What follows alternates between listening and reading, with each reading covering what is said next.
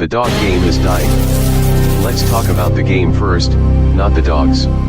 It's the challenge of the wins, the competitive addiction, the thrill of the win, and the rewards of achievements. Losing only gives you the drive to come back. I learned to watch the winners, my motivation was there, my dedication was evident, now I'm a winner. The problem is the cheating to win, manipulating the truth, and then it's the all outliers. How is this sharing our achievements with liars, cheaters, and bullshitters? We have lost the historical value of the dog game. We can't decipher the real from the fake, the lost is the cost.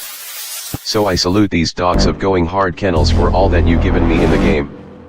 Let's talk about pit bulls. The history, the breeding, the maintaining and feeding, and the controversies surrounding the great hunts. Come interact with the legends, and ask questions, and listen to their stories as we talk about kennels and dogs of the past and present. Hosted by one of the game's most respected kennels, with over 40 years in the hunt, going hard kennels Twin 1 and Twin 2, dogs like Champion the Brat, the very first champion off-brand champion Mayday, the dog of the year, and Register of Merit. Champion Pretty Mama, two-time best in show and two-time gamest in show. Going hard's Bay Bay, Register of Merit, damn to Champion What a Day, Champion Gus, Champion El Rod, Champion Yellow Bird.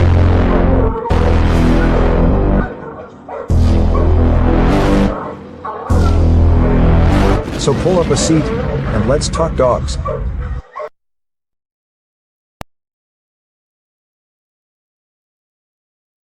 The dog game is dying. Let's talk about the game first, not the dogs. It's the challenge of the wins, the competitive addiction, the thrill of the win, and the rewards of achievements. Losing only gives you the drive to come back. I learned to watch the winners, my motivation was there, my dedication was evident, now I'm a winner. The problem is the cheating to win, manipulating the truth, and then it's the all outliers. How is this sharing our achievements with liars, cheaters, and bullshitters? We have lost the historical value of the dog game. We can't decipher the real from the fake, the lost is the cost. So I salute these dogs of going hard kennels for all that you've given me in the game. Let's talk about pit bulls. The history, the breeding, the maintaining and feeding, and the controversies surrounding the great hunts. Come interact with the legends, and ask questions, and listen to their stories as we talk about kennels and dogs of the past and present. Hosted by one of the game's most respected kennels, with over 40 years in the hunt, going hard kennels Twin 1 and Twin 2, dogs like Champion the Brat, the very first champion off-brand champion Mayday, the dog of the year, and Register of Merit. Champion Pretty Mama, two-time best in show and two-time gamest in show. Going hard's Bay Bay, Register of Merit, damn to Champion What a Day, Champion Gus, Champion El Rod, Champion Yellow Bird.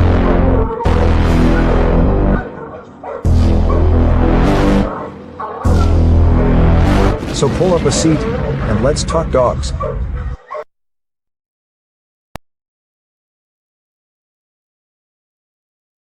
The dog game is dying. Let's talk about the game first, not the dogs. It's the challenge of the wins, the competitive addiction, the thrill of the win, and the rewards of achievements. Losing only gives you the drive to come back. I learned to watch the winners, my motivation was there, my dedication was evident, now I'm a winner. The problem is the cheating to win, manipulating the truth, and then it's the all outliers. How is this sharing our achievements with liars, cheaters, and bullshitters? We have lost the historical value of the dog game. We can't decipher the real from the fake, the lost is the cost. So I salute these dogs of going hard kennels for all that you've given me in the game. Let's talk about pit bulls. The history, the breeding, the maintaining and feeding, and the controversies surrounding the great hunts. Come interact with the legends, and ask questions, and listen to their stories as we talk about kennels and dogs of the past and present. Hosted by one of the game's most respected kennels, with over 40 years in the hunt, going hard kennels Twin 1 and Twin 2, dogs like Champion the Brat, the very first champion off-brand champion Mayday, the dog of the year, and Register of Merit. Champion Pretty Mama, two-time best in show and two-time gamest in show. Going hard's Bay Bay, Register of Merit, damn to Champion What a Day, Champion Gus, Champion El Rod, Champion Yellow Bird.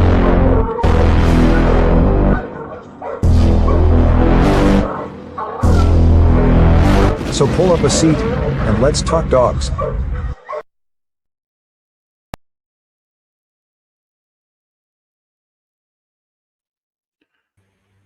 What up?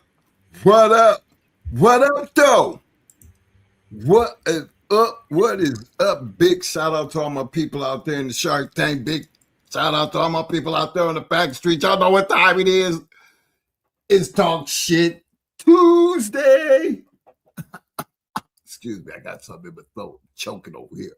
Hey, don't forget to hit that like button. Don't forget to hit that like button if you haven't already done so. Let me give my shout outs right quick. Get big shout out to Dana coming in. Hey. Showing that love early. What up, fam? My brother from another mother, the one and only Pit Dog in the house. What up, fam? Simplified Dog. Big shout out to my man, Mr. Paul Johnson. What up, fam? Big shout out to my main man, 614 Tree in the house. What up, fam? Big shout out to Sean Henley. What up, fam? Long time no see, Deshaun. Big shout out to my man MB for Fire, representing the night in the Shark Tank as usual. What up, fam? Hey, y'all, don't forget to hit that like button. Don't forget to hit that damn like button. Let me see what we got going here. Hey, fellas, this conversation we're going to have tonight, it's not really unusual, but sometimes when we be talking about the history of the game, remember, everything that we talk about, we jump on the bus and we got to respect the game for what it is. That's why we got to put you back there where all this, history has been embellished, and we have to be able to first understand it to be able to appreciate the success that a lot of dog men had to go through. The reason I picked the big F's tonight, and it's self-explanatory, really. The history of the American Pit Bull Terrier as a performance breed is as greedy as it is complex. When enthusiasts refer to the big F's, they are usually pulling back the curtain on the darker, more controversial aspects of the game. The game world, the subculture focus on the dog fighting and the high-stakes performance testing. What we're going to be talking about tonight, we're going to give some explanations of the big F, the fakery, the fuckery, and the fouls within the historical context of the game. A lot of people try to stay away from these controversial issues, but then at some point you're going to run across it, because how are you going to be in the game or be a part of the game and not know about the big F's? If you wasn't aware of some of the things that went on, you became a victim. Listen to what I'm saying. You will become a victim of them F's. And when you start dealing with them F's, them F's led to the integrity of the game. And this game was built solely around them big F's in some type of way, shape, form, or fashion. And it's sad to say, but we can't find ourselves exempt from the bullshit, because it comes in almost every sport. All sports try to eliminate. Remember, why did they take steroids? Why did steroids become a big deal in all sports? Because they felt like if you were on steroids that you had an advantage over people. Knowing that. And when the sports community came in and tried to outlaw it, you still had people willing to sacrifice their careers. And that's where the fuckery came in. Because regardless what the rules said, they were still trying it because they were trying to best their opponent. We talk about the pedigrees. Why do people, why the hell would you fake a pedigree? There has to be a reason why, or why would you do it? Well, we all know, if you look back on the history, can you really say, being that we weren't there, really say a dog was bred the way they said it was bred? Because it's obvious throughout the history, people have always said you can't trust the pedigree. You know, they tell you, I mean, how are you going to be in the game and not understand that? Some of us just made it easy. Damn what the paper said. Damn what the paper said. Pay close attention to the dogs. You'll hear us say that all the time. Because if the dog wasn't shit, would it really matter what was on the pedigree? But the minute the dog is worth talking about, we got controversy about how the damn dog is bred. We all have heard it. We all have talked about it. But it's still a part of the game. What makes you exempt from all the bullshit that came in this game? There was nothing. If you're open to, being used and abused, then you learned along the way. Because you're not going to be successful not understand the things as, the good and the bad that comes to this game. Yeah, we talk a lot about the good all the time, but we also talk about a lot of the bad. We're not here to knock anybody for what they did in the past. What we try to do is bring attention to the things that actually came with this thing that we glorify back in that time period, not just in our time, but the times before our time. So that automatically makes it a part of the game. I've heard people argue, talk shit, call people liars. Don't nobody. If you wasn't standing there, how would you really know? My thing is, you have to respect the game for what it was, because every last one of us who climbed over that wall or took on a breeding program or just had these dogs, at some point in some time, we all became aware of them big Fs. It's up to us to decide what we want to believe, how we wanted to believe it, and we just did what we did based on what we chose to do. But you can't act and talk or pretend it never existed, because it was always, and probably for me, will always be, anytime there's competition, the big F's is going to be just like a part of history as long as we're going to be talking about these bulldogs. We always talk about honor. We always talk about truth. We always talk about loyalty. We always talk about integrity. Why do we talk about these things? Because those, to me, are the foundation that makes the person, the man with the dog. Not everybody falls in that category. How do you tell the difference? You can't. All you can do is speak for yourself. Don't worry about what the next man doing. Worry about yourself.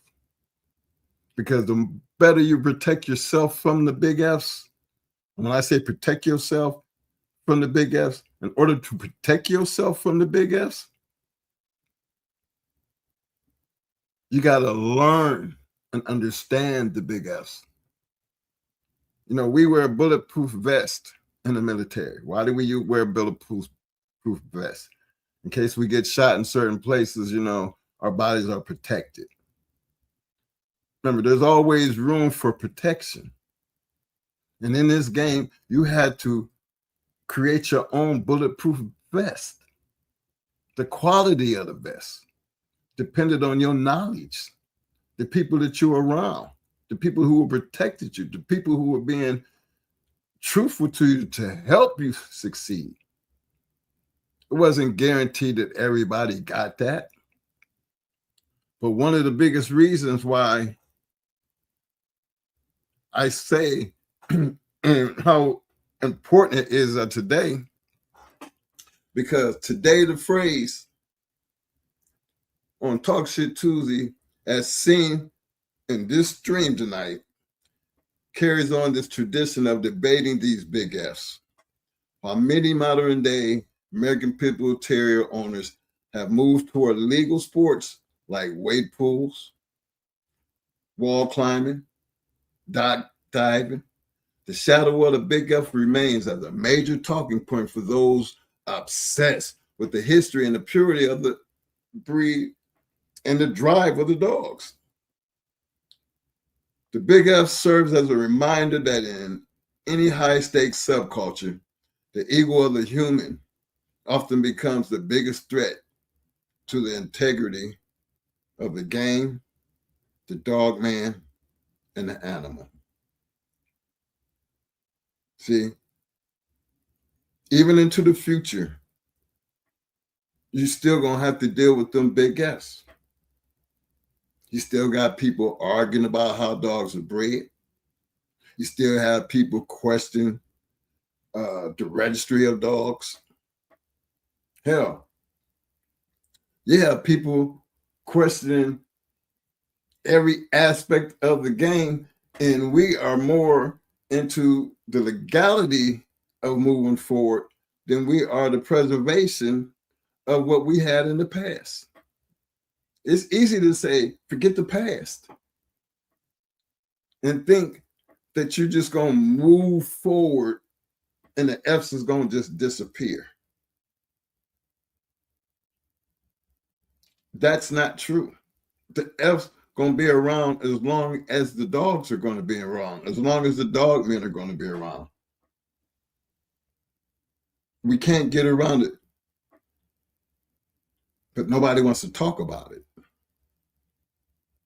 Yeah, we can see everybody want to argue about it. We pop a pedigree up there, and the first thing you hear, well, that dog wasn't bred like that. Well, let's slow down for a minute. All right, dog might not have been bred like that.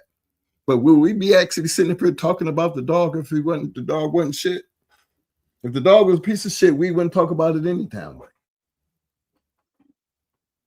But because the dog was about that life, all of a sudden the pedigree became important.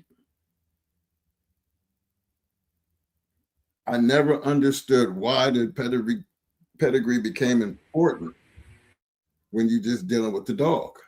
The dog is a great dog. Why would it matter what's on the paper? That's what they say. Because maybe the guys back then didn't want you to have that special sauce. Or maybe the damn dog wasn't bred the way it was supposed to be bred. But how would you know?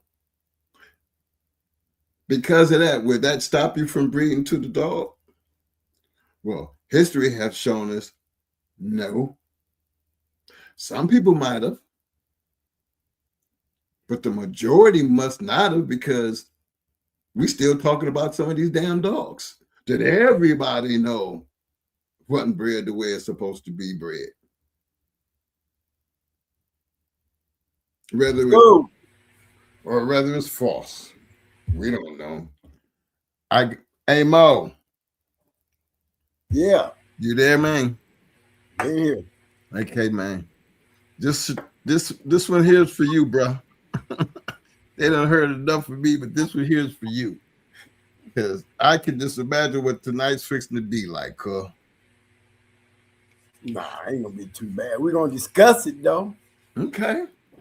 Well, you know your discussions always turn into some shit. You know what I'm saying? Because one of the things that you know about the big F's, you were determined not to let it happen to you. Determined. And you just had your way of thinking about it. So I'm gonna turn this over to you, man. I'm for once gonna sit back and enjoy the show. Hold it. I think I got all my shout outs right quick, but give me one quick run because I want to make sure I got every. And look, hey fellas, look, I got the link down there. If you want to jump in there and have something to say or have some input or even, want to share some information, the link is there. I want to give a big shout out to my man. Who's that right there?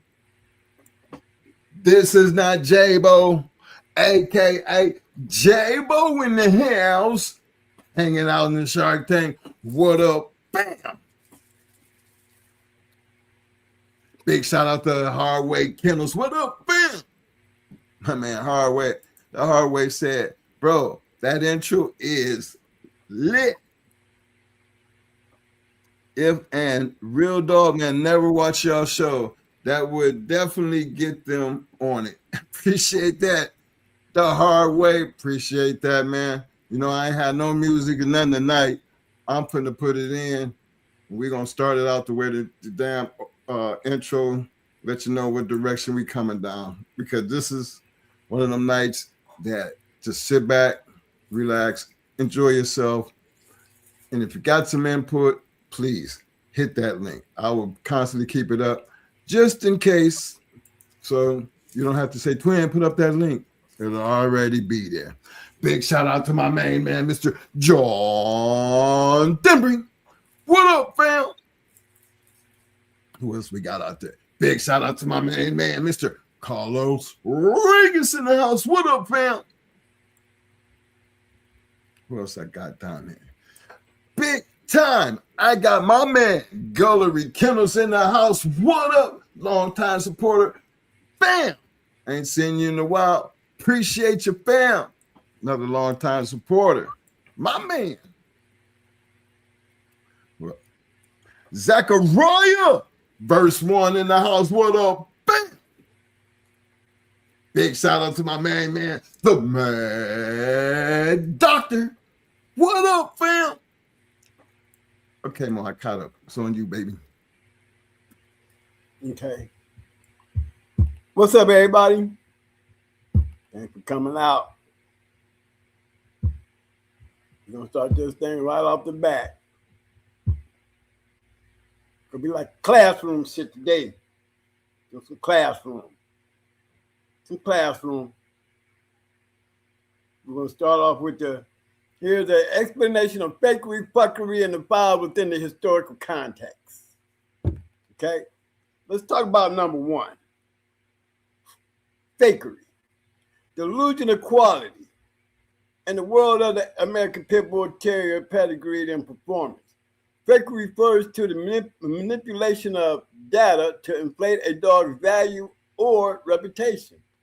Since gameness, which is the refusal to quit despite fatigue or injury, is the most important prized trait. It is often the subject of deception. Okay? Often the subject of perception. We talk a lot, and y'all hear it a lot. You got a lot of guys out there. The quickest thing they do is try to find the fakery in whatever you talking about, just because you talking about it. Okay, let's talk about them. I need somebody out there who listening to tell me about one great dog that's got fake papers. I'm going to be watching the chat because I'm asking the questions. We're going to start with the fakery. I want to start off with, just give me one great dog that that we can say just fakery. We can't talk, we can throw Buck up in there. We can throw Red Lady, Hollywood Red Lady, which is AKA Polly. We can put them in there. But I'm talking about a great one.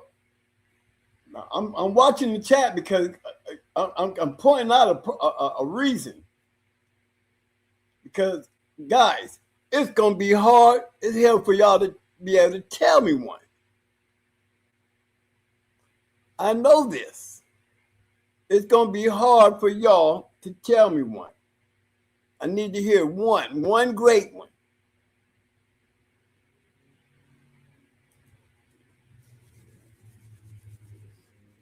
You know what I'm saying? I don't see nothing yet, Mo. Is I don't it see supposed to nothing. be? Is it supposed to be that hard? I mean, Well, as much as they talk about it, well, I tell you, I said you hear a lot of people always talking about fakery shit, right? right? And they always ready to throw it on somebody else's shit. But guarantee you, when I ask this question, there is going to be crickets because you can't. Fakery is only used in places where somebody is a hater. Somebody is talking about your shit. You know? And if you had great shit, you wouldn't be part of the conversation. Okay, what happened? My It's still shit up there. Is it still there? Yeah, Or it's just down on my end? yeah. Okay. I ain't got no. Hey, but is there one more? Considering ain't nobody putting up one, is there one? I mean, I know that. I mean, I couldn't find one. I mean, I told we all know about Buck. But he came. He was supposed to have come out. He came clean. You know, we can talk about a lot of them Mexican Eli dogs, but you can't name that Pacific dog. You know, I can say Rascal. I can say Rascal is a great dog. I don't believe his pedigree is what they say it is. You know, but he produced. So if you producing based on your pedigree that you got, you know, how are you gonna call him fake if you can't, you know, based on how James Crenshaw got him, okay? Based on how James Crenshaw got him and how he got the paperwork on the dog, you know, you just got to go with what you got on deck. Do you believe that Rascal came directly off of Eli? I think he came down off of the Cadena stuff, which I believe was Eli dogs, the stolen Eli, the Mexican Eli. You know, everybody talk about the Mexican Eli. You know, Mexican Eli are dogs, you know, because, you know, a lot of people believe that, you know, when Eli got stolen, that's where he ended up. You know, when we start talking about Maurice Carver, you know what I'm saying? And the things that he was known to do, it's hard to say. But one thing for sure, and definitely for certain, a lot of great black dogs in that Eli Rascal line of dogs came over there from Mexico. Okay. The hard way. Kennels, he said, from what Black Eye said, 9-time Barracuda off a deadlift, not Mayday. Well, that's a good one, but what about Barracuda litter mates?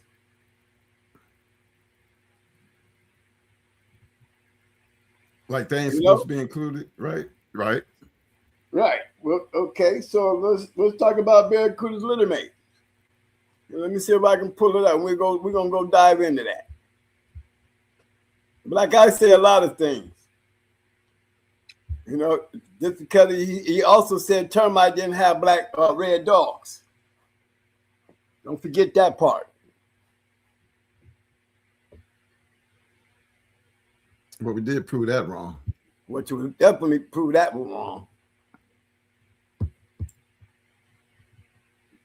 All right, yeah, give me a minute here. Let me pull him up, all right? Okay, while you're doing that, let me give my shout outs. Big shout out to my man Pony. What up, fam? Big shout out to my man Mr. Bill Thomas in the house. What's up, fam? He said champion hurt 4 times. Winner, pads. No, okay. He said pads on. I'm picking up a pup off him this month. Tell me what you think, Unc.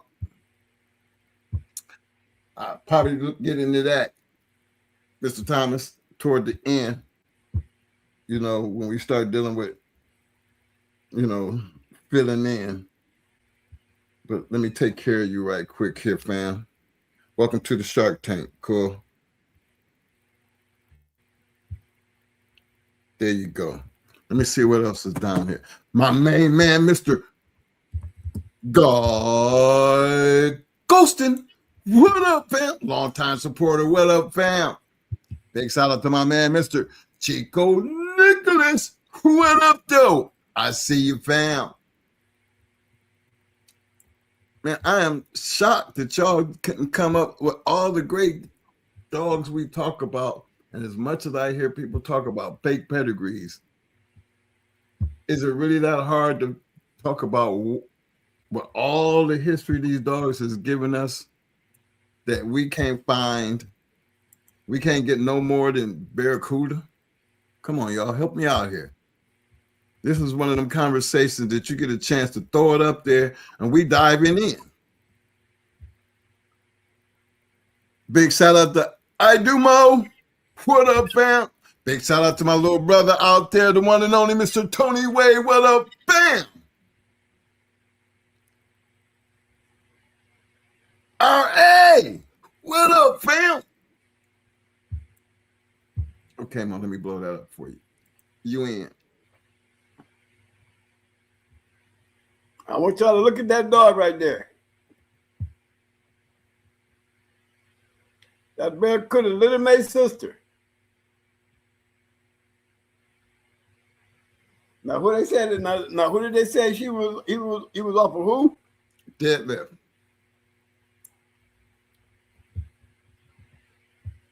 Let me point out something about deadlift. First of all, deadlift is the bottom side of the female. So one thing for a fact, we got deadlift in the pedigree.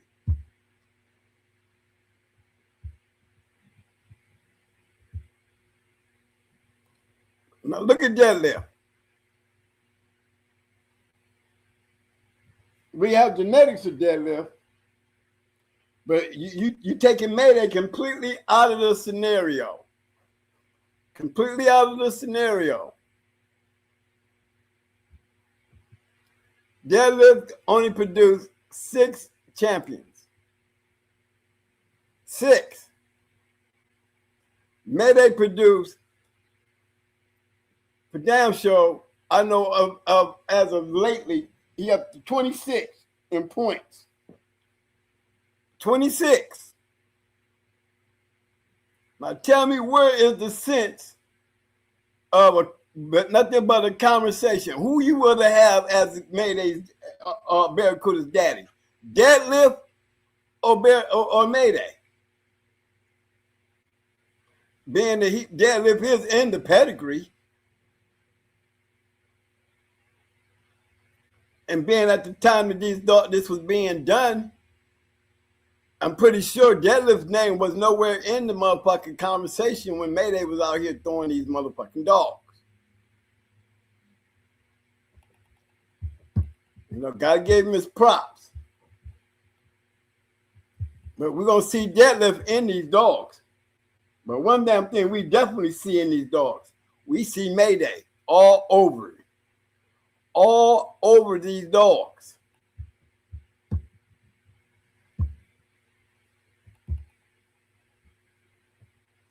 How you gonna say that when you're looking right there at Mayday?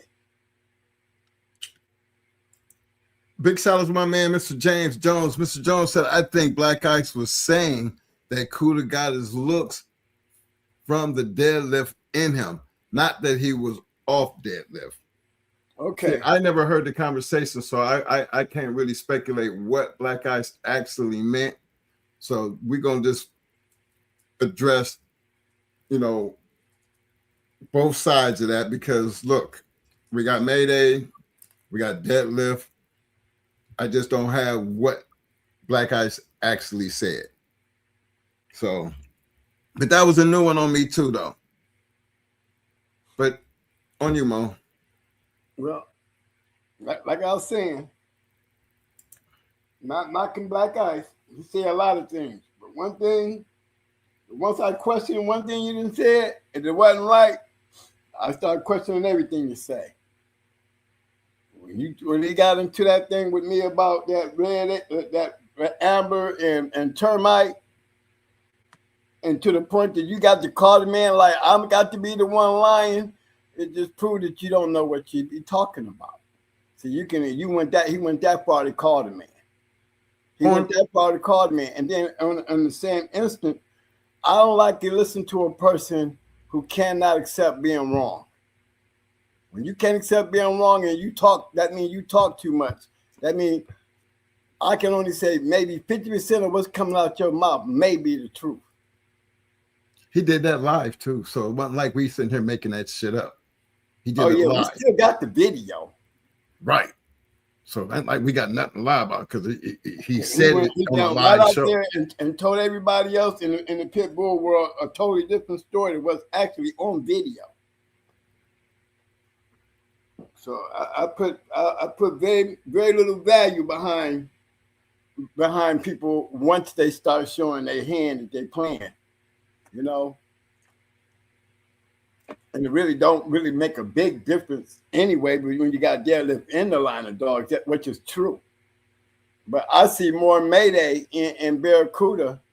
I see more Mayday in his little mate's sister, Yellow 2. Come on, y'all.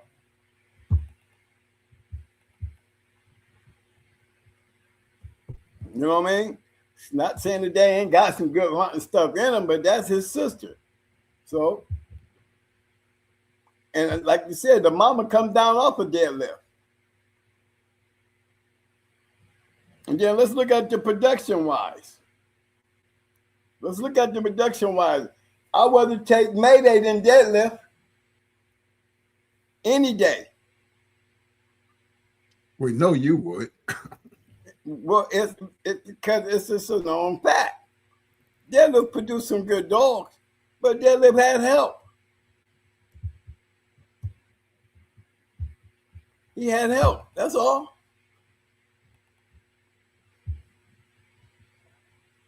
Good bulldog, good match dog. You know, you got to wonder about him coming down off of Bob. If you're going to ask the question, he probably, based on his age, I could probably tell you that he's really off of Bob. That Bob right there is really off of Yellow because, you know, we had a couple Bobs over there at David Tan's yard. All we have to do is look at the production and to say that, hey, he probably came off the real Bob because Deadlift was a producer. He was definitely a producer. And anytime you got that rare boy Jocko Cross the way he got it set up with this dog, he could produce. But he did not produce nothing like Barracuda. He didn't produce nothing like Blue Cane. None of them. Barracuda and Blue Cane didn't produce like Mayday. You know what I mean?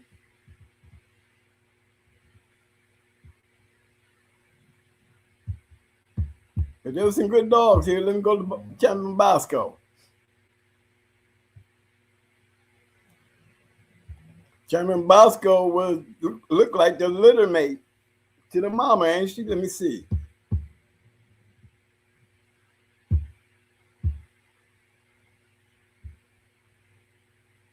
Yellow girl, okay. Deadlift to Miss Yellow. That's right.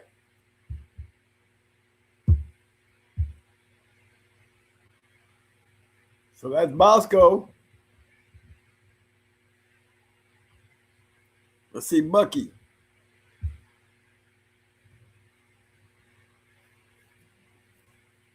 That's another good line cross. You know, I mean, he's breeding all to the right shit. If I'm going to breed Deadlift, you should be able to look at Deadlift and say, look, Deadlift seems to work with Red Boy Jocko Cross. And that's exactly what he does. He's producing good dogs.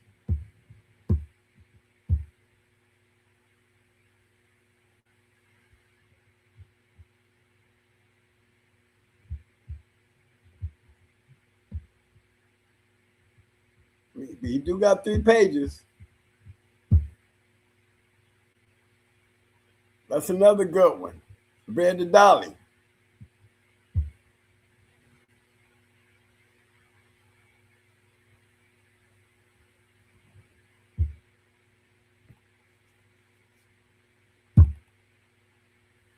But I would have to say Deadlift was a good one. There's a lot of rumor that when Mayday stopped producing, they were using Deadlift. That was one of the things that I heard. And you know what I told them? I said, you know what? If they was actually using Deadlift instead of Mayday, that's probably why there was a difference in the dogs than the dogs that were coming off of Mayday here in the United States compared to the dogs that was coming off of Mayday in Ecuador. Because there was definitely a difference. Okay? So if you want to get a little technical in that conversation, if they was using Deadlift, I could see why, they could get some dogs because Deadlift could produce, but he was no producer like Mayday. Sorry. Not at all.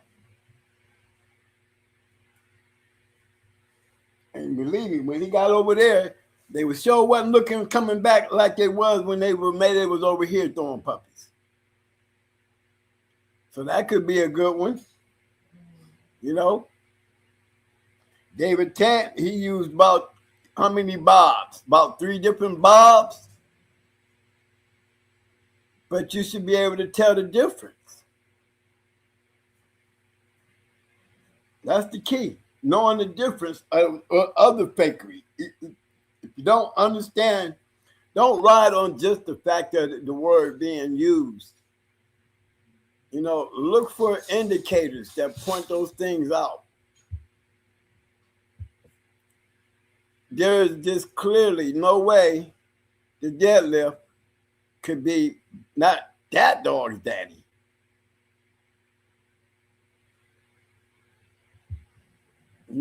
I'm looking at the dogs and knowing both dogs, Deadlift and Mayday, and I could say, yeah, you probably was using Deadlift over there. Y'all was getting some good dogs, but y'all wasn't getting them dogs coming off of Mayday like the dogs that Mayday was producing.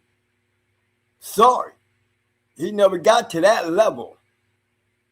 And that's a proven fact down there. There he is. We just looked up Deadlift. He didn't never get to that level. So I can respect that, but you're going a little reaching when you start putting Barracuda with Deadlift. Even though he got Deadlift in him, Barracuda produced like Mayday. Not like not like Deadlift. He produced like Mayday. He produced a lot of good dogs, something that you're not going to get a lot out of those Deadlift dogs. He had his share, but we're talking about Barracuda being a good producer. And Barracuda produced way better than Deadlift. Genetic-wise, I could tell you why. Because he was not off of Deadlift. Genetically, Deadlift didn't throw them bodies.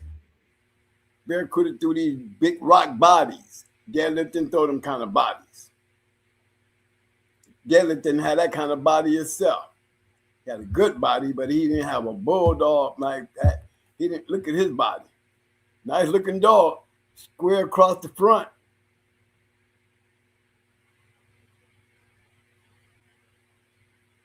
But these are the things that, make good conversation.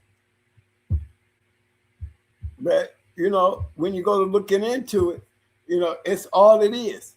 If Barracuda wasn't worth a damn, guess what? We wouldn't be saying Barracuda off the Tulsa dog. He offered everybody but Mayday. And so we would have to say Little May's sister, I guess she's off of Tulsa. She got Tulsa in her too.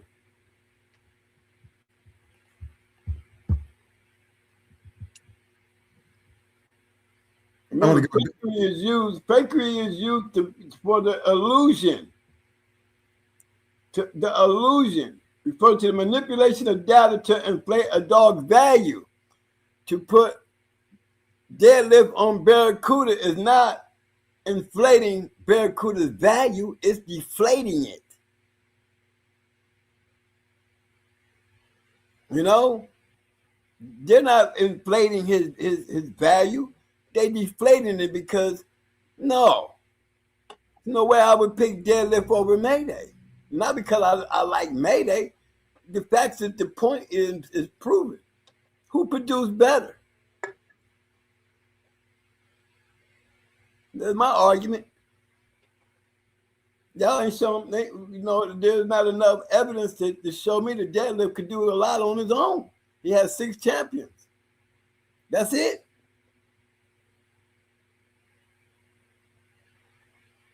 And out of those 6 champions, how many RMs did he get out of there? Is that it? Come on, let's talk about it. Well, they're not really saying too much about it, Mo. But I got another one for you, just in case. Okay. I got my man, the hard way, came back with White's tab. He's a great one now. Oh, okay. Give it to him. Okay, we can jump on that White's tab shit. Now, tab is a different story. You know, tab had, I heard names of, my thing, I heard names of when it came to tab. Tab had 2 names. Tab, first Tab, before Tab became Tab, he had a brother. Well, everybody believed he turned into Tab, but I think his name was Bruiser or something like that. No, it was a B. But this dog, he was a good dog, but he lost a match. He quit. Yeah, the dog quit. Dog disappeared, but then Tab pops up. Now, what's the argument with Tab? Only thing you can say about Tab is they switched Tab's name from a dog that quit. You know what I'm saying? But look what he produced.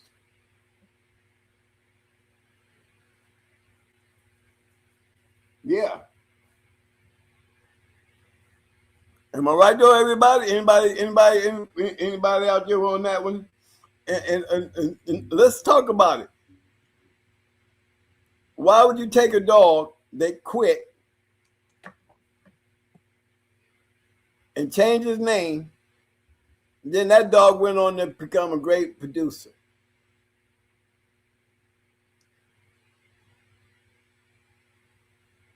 That's the manipulation of the data to inflate the dog value, because the dog would have very little value, not changing the dog whatsoever. But let's talk about the dog that quit before it turned into Tab. Let's talk about the cur. Here come the fakery. You change the dog's name.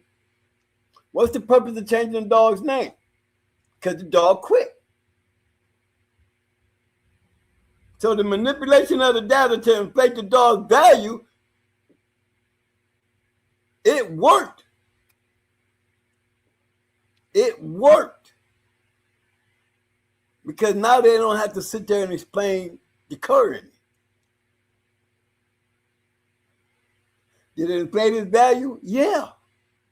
Why did it inflate his value? It showed it had nothing to do with him being a match dog. So what happened? Evidently, the dog started producing. The dog started producing. What other way would they know anything about this White's Tab? They didn't change him from the cur to Tab. Not champion Tab. Not one-time winner Tab. Just Tab.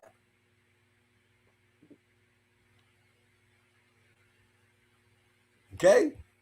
And let's talk about Tab. Let me pull his pedigree up. While you're doing that, let me hit my man up. PTC Big G. What up, fam? I see you.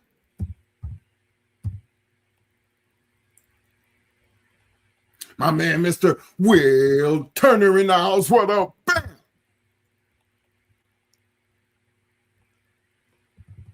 Big shout out to my man Will. Will, I know you got some out there. Clifton, behind enemy lines. What up, though? What up, fam? Talk of the city. Kennels in the house. What up? Bam! Big shout out to my main man, the one and only Mr. Carlos Lee in the house. What up? Bam!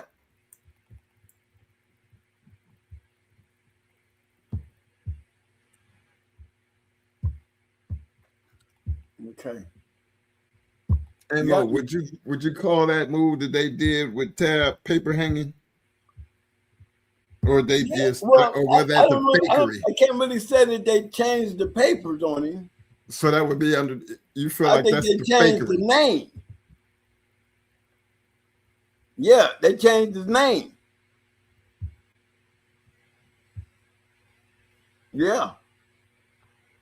Dog off a Jeep. Garrett had him. No telling what Garrett was up there doing with him. You know what I mean? He had a whole yard of Jeep dogs. I'm just telling you, Tab was a dog who popped up after a known dog that we can speak on. Started with a B. Well, let me check the siblings. Let me check the siblings.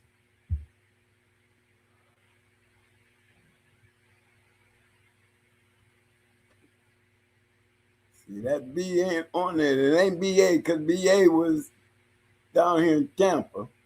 It wasn't Ernie. It wasn't BA. Because I think BA was up here in St. Pete. But it was definitely, if I'm correct, it was, well, they said he was off a Jeep. They just changed his name after he quit. My man in the woods said, it was said that he is not directly off a Jeep. He's supposed to be off one of Jeep's sons. Okay. Big shout out to my man, Mr. Cecil Jackson. I see you, fam. Big shout out to Quarter Boy Kennels in the house. What up, fam?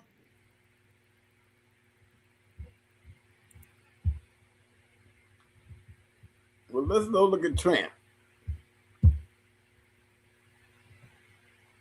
Now, that's a Little May brother.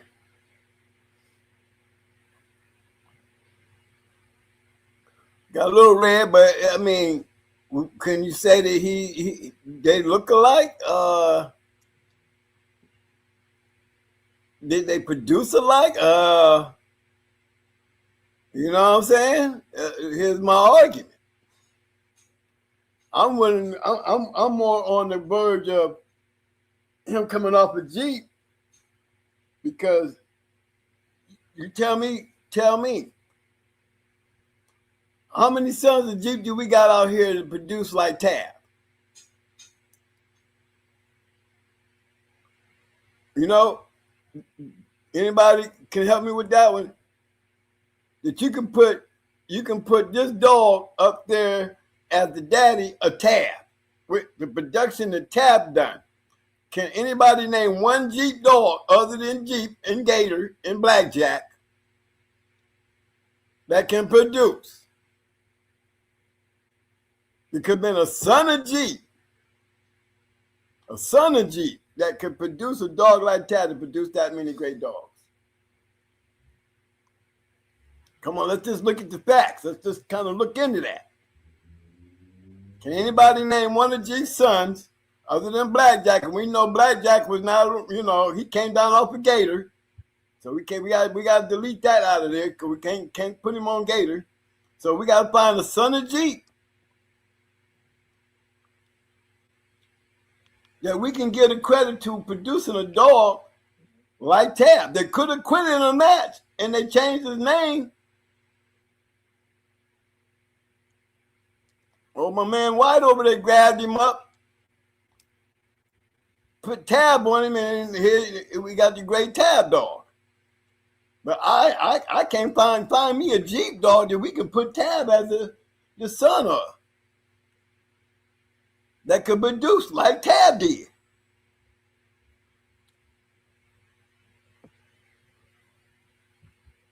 Analyze. Sound good talk, but when we go down to trying to figure it out,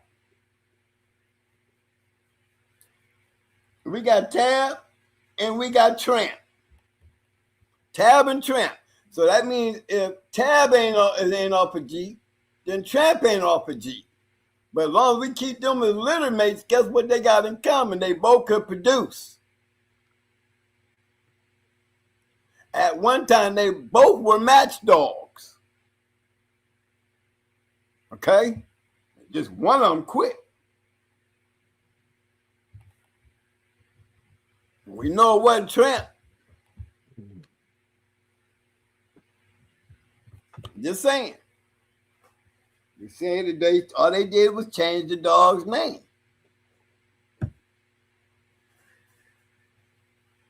Okay? Production-wise, I would have to say the Tramp and Tab were litter mates. So if we're going to take away from Tab, we got to take away from Tramp.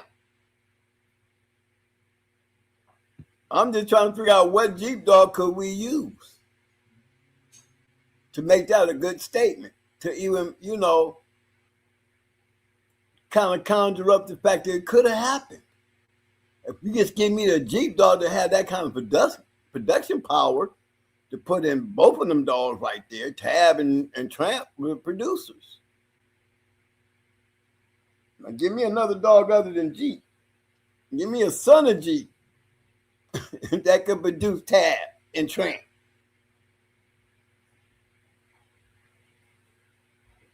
Remember, same thing I did with Deadlift, ain't it? Same thing I did with Deadlift. Okay, give me something, get me some shit off the Deadlift that could produce like Barracuda produced. He has more in common coming off of Mayday because he was a producer than Deadlift. And I had to say the same thing about this one right here with Tab and Tramp. Well, some people think highly of the fact that Deadlift was able to produce at least 6. I think that's good, but it's still not equivalent to what Barracuda could do. So I understand your point. Not just, he produced 6, right? But there's a whole damn line of motherfucking Barracuda dogs out there, bro. You show me a whole line of great Deadlift dogs. It ain't got the backup power Mayday in them. Or Yellow. Just the way they bred them. Good breedings. These dogs were bred good. They were bred good. They were bred to good bitches, y'all. That's the key. They took Deadlift. If you were to go back and go look at Deadlift, and look how Deadlift was bred, and look what dogs he produced. Yeah. He was bred to good bitches. He was open to public studs. Guys was breeding to him. But he didn't have the producing power, nor did he have the ability to produce the dogs that came down off of Barracuda. You know what I mean? You couldn't even connect Barracuda to Deadlift outside the bottom side. Because Barracuda definitely took a whole lot out of Mayday. And the way Barracuda fought, you got to give him you got to give the Deadlift in there because he got Deadlift in his pedigree. But to say he came directly off of Barracuda, came directly off of Deadlift, that's a far reach. Deadlift was nowhere close as big as that goddamn Mayday dog was. As big as Barracuda was, not even the size. Now we're talking about Tab. There's no way that we can sit there and put a Tab and taking Jeep off of there and be able to say that son produced a dog that damn near produced like Jeep with her. We can't do that, y'all. Find me one son of Jeep that we can replace and put Tab as the son of this dog.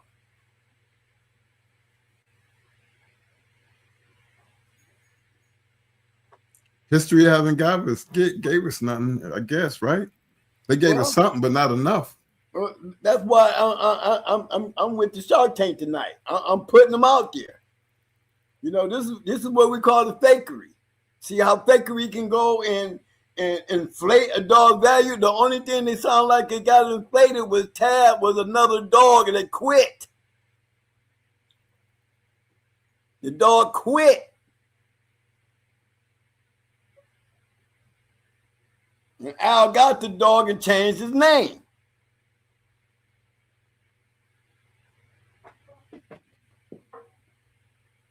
Now, that's manipulation of the data to inflate the dog value.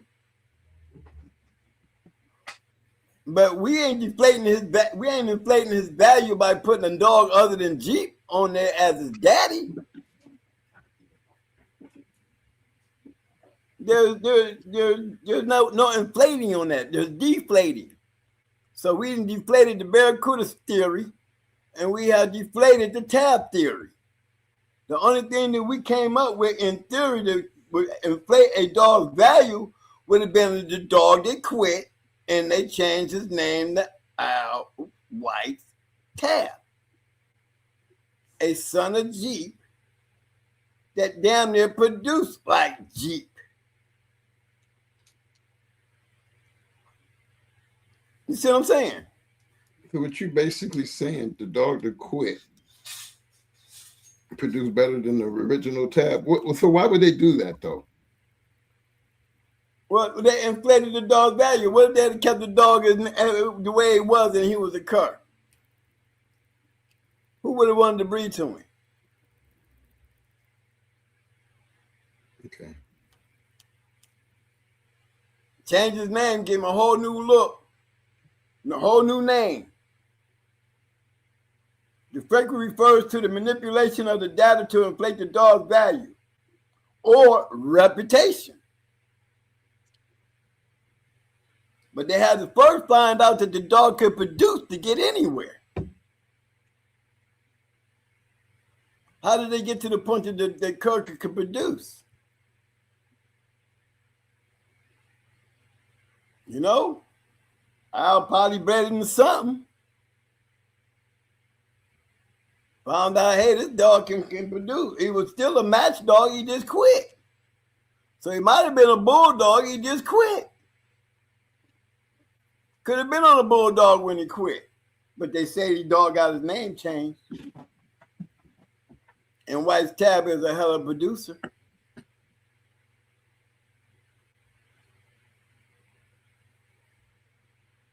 Okay. So that's just two on the night. Two great dogs that we talking about now. When we start talking about the fakery, we know the main things that was brought up. The Barracuda coming off a deadlift, that could not inflate Barracuda's value. It couldn't have helped Barracuda in no way whatsoever to have deadlift as his daddy. None.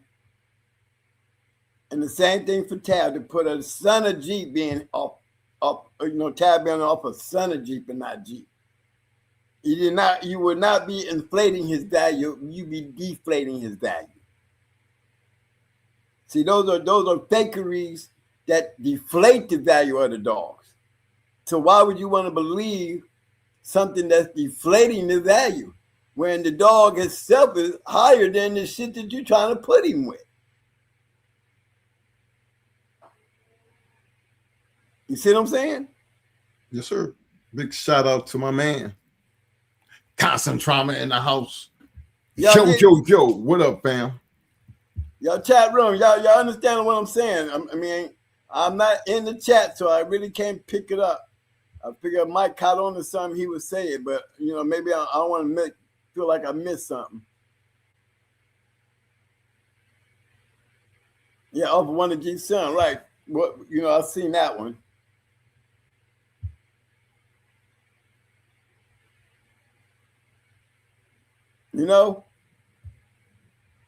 But yeah, it's just how you look at it. Well, I look at it by just take out the facts. Just take a closer look at the facts. Tab produced like G. Barracuda might not have produced like Mayday, but he sure produced enough motherfucking dogs out there, y'all. That he produced more. He produced better carrying Mayday's name than he would have carried Deadlift's name. Not taking nothing away from Deadlift. I'm just saying, when we're inflating the value, we're deflating the value based on those two conversations, based on those two dogs. Okay. But that was a good one. We can even talk about Buck. I mean, he had to come clean sooner or later. I mean, people argue the argument with Buck. Okay, let's look at the Buck situation. The man came back, told STP, man, I didn't think the dog was going to be that good. Being he was that good, I'm going to tell you the real deal. I'm going to tell you how he really bred. Okay, now let's talk about Golden Boy compared to Little Taylor. Come on.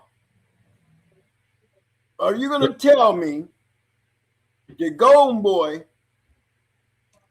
has any value to him? Any type of value to him to consider the possibility of him producing Buck? Come on now. You go over there and look at Golden Boy. He's a good dog. But looking at Buck, nowhere in the hell he came off a Golden Boy. Not when I'm sitting over here with Dottie and Polly and that whole line of them dogs over there coming off the Highland Work dogs. Them Highland Work dogs coming down off of that Little Tater shit. Produced more oral whims than anything Golden Boy did. Anything. You will be deflating his value. Keep him Golden Boy as Buck's daddy.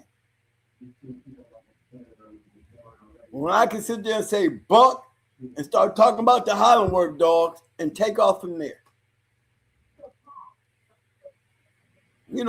That's all. Okay.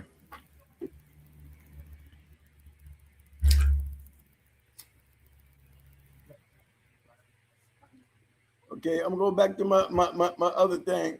We got more. Hold on. I got to stop the steering here. I want to give a big shout out to my man, Constant Trauma Kennels in the house. Yo! Big shout out to my man, Mr. Hemi James. What up, though? There was two good ones, though, Mike. Yeah. Hemi James said, LOL, honest Patrick. I mean, if we're going to start talking about honor, we can talk about Maurice Carver, honest. You know what I mean? Is he? No. Floyd Boudreaux, is he honest? No. Evolution Kennels, is they honest? No. Chico Lopez, is he honest? No. But they all had great dogs. Well, maybe you can't tell who's doing shit. James Crenshaw, is he honest? No. David Tant? David Tant honest? No. Walkamall? No. But they all had great dogs. I waver in some of those names, but hey, they had a reputation of having good dogs. Well, that takes us into fuckery, don't it? Yeah, that was the fakery. Now let's go pop. We down here in the paper hanging. Okay. We down here in the paper hanging. Paper hanging. This is the act of registering a litter under a different sire or dam that the biological parent usually to attach a famous bloodline name to the mediocre of the dog. Like I was saying. Why would I change from Mayday to deadlift. It ain't helping nothing.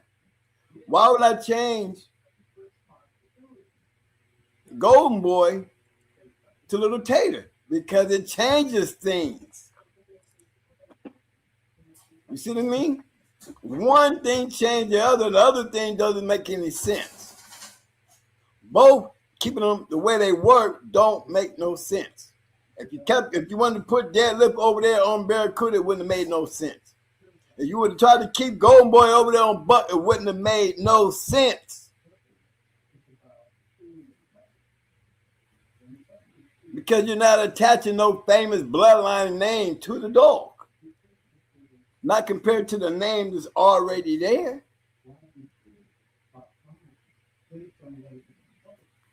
Okay?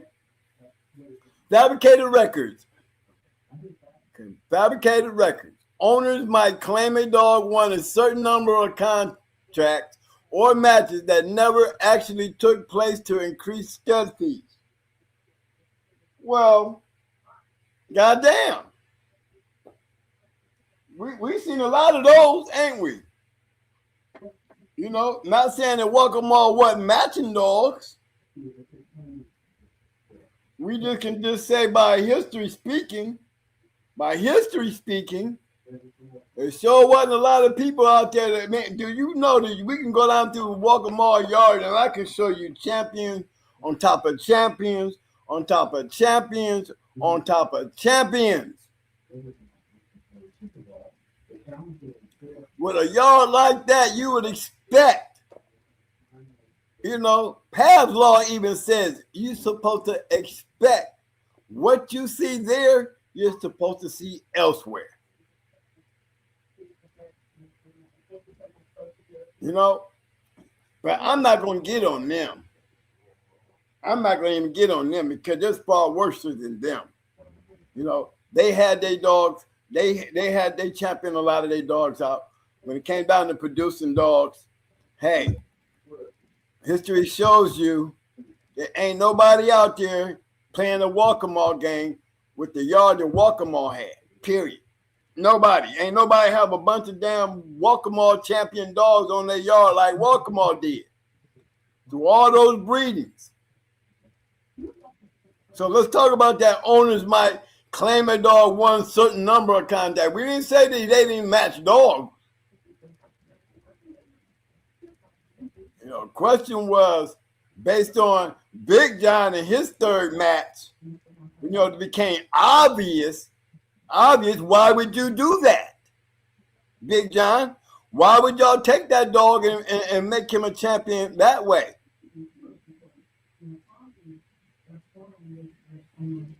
We heard a lot of great matches that Mayday and all these other great dogs been in, but you ain't going to give me one with Walk'em.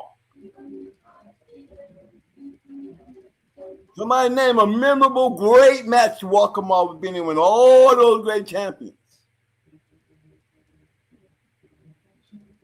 Not saying that they didn't match dogs. I'm just saying. Hey, questions. Deflated value? Yeah. They definitely was getting stud fees. Big John was definitely getting stud fees. Came up missing. Now they got sperm money. Knowing damn well he didn't have sperm money when I tried to go breed to him when he came up missing in 2000. But turned around and have some puppies in 2002. Come on. So how did that happen? So you willing to do that? Then that goes whole hand in hand with why we ain't seeing a whole bunch of other people out there with a yard full of champion Walk'em dogs.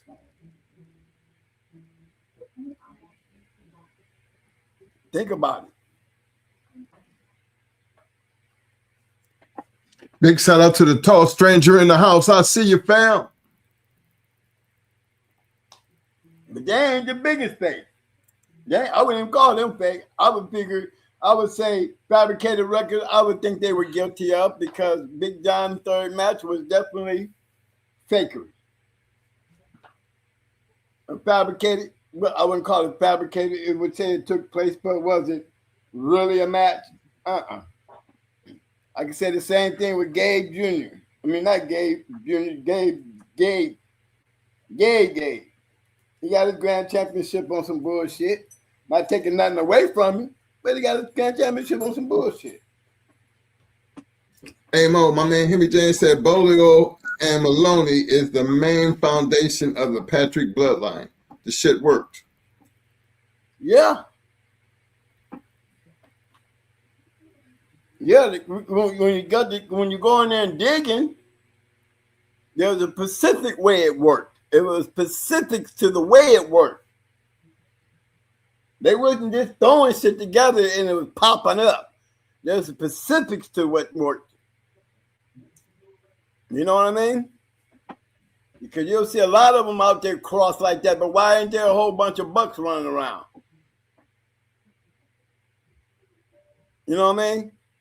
And if you look at it hand in hand, when I started talking about buck and the way it worked, why do I see Mayday in Stone City?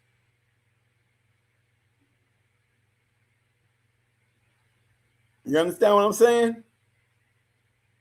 Because them are two of the best Bolio cross line of dogs back in the day. Crossed with that yellow. And they are lion bred dogs. Put them together, they still lion bred dogs. Ain't neither one of them can outcross like, you know, when you cross Mayday in the Stone City, they were lion bred dogs.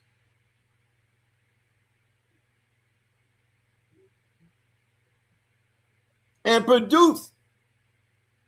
One thing for fact, both of them produced.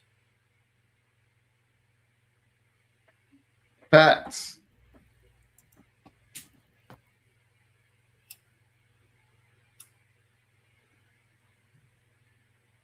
I'm gonna slide this one up in here, y'all, right quick, and show you some real fabricated records. Slide that up here right quick. I want y'all to look at that. Look at those names on that list right there.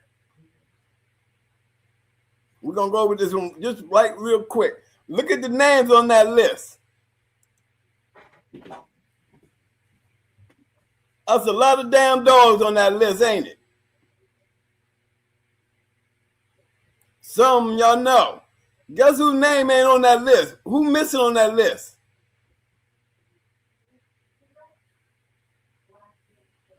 Beeline champion cowboy, where he at? Y'all see him on that list anywhere? Do y'all see his ass on that list anywhere? You don't. Every one of them dogs, every single one of them dogs got stripped. Every one of those dogs that you see on there got stripped. All they champions and all that grand championship, all that shit got taken out. It was considered fake to the journal.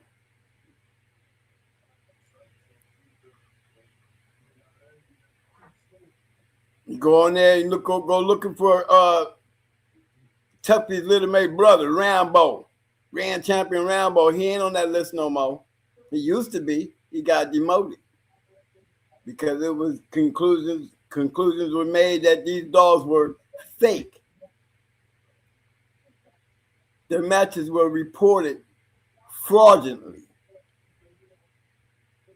Now, that's a lot of damn dogs, ain't it? I'm sitting here tripping out, checking out some of the names on that list to sign the petition. Because when you're in an area and you know you doing dogs, you're gonna get hunted. You're gonna get hunted. You're in an area in North Carolina, you're gonna get hunted. Guys start looking for these dogs and they can't get them. That's what the dude been doing this shit for years. He got away with it for years. He had ones by these dudes, these dogs. You know what I'm saying? So I mean, somebody that's sitting at home, putting a whole bunch of fake shit together and just reporting it out there to the journal. And made money doing this shit. Using old dog man names and shit like that. But when you go looking, and can't nobody seem to get their hands on any of this shit. Not saying that he wasn't matching dogs, because Beeline was matching dogs now. But he wasn't matching dogs like that. Because fast lane gonna catch up to you when you in a fast lane area. And when you got big guys out there that's trying to get your ass, and they can't seem to get you, and then the one time that they finally got you to stand up and show your true hand, you know what I mean? Because if you notice, do you see witch hunt on that list anywhere? You don't see it on there, do you? You know why? Because she went into 9 milli, even though she lost.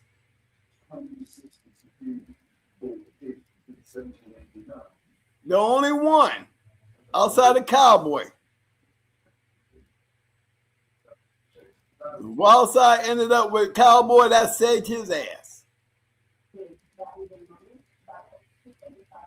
9 milli beat Witch Hunt, and that saved her ass. All the rest of these, all them titles got stripped. Every single one of them you see on here got stripped. So that takes us back over here to the fakery as far as fabricated matches. Fabricated matches. That's what that is. That's a great example. To increase stud fees. Well, it not only did it increase his stud fee, it increased his adventure in the dog game because he became very popular. Beeline became very popular. Why would somebody spend that much time to do that, you know, and got away with it for years? But when you got the fast lane knocking on your door and can't seem to get nobody home, then you got to get to ask some questions. Anybody ever seen any of these dogs? Have anybody in the fast lane ever went into any one of these dogs?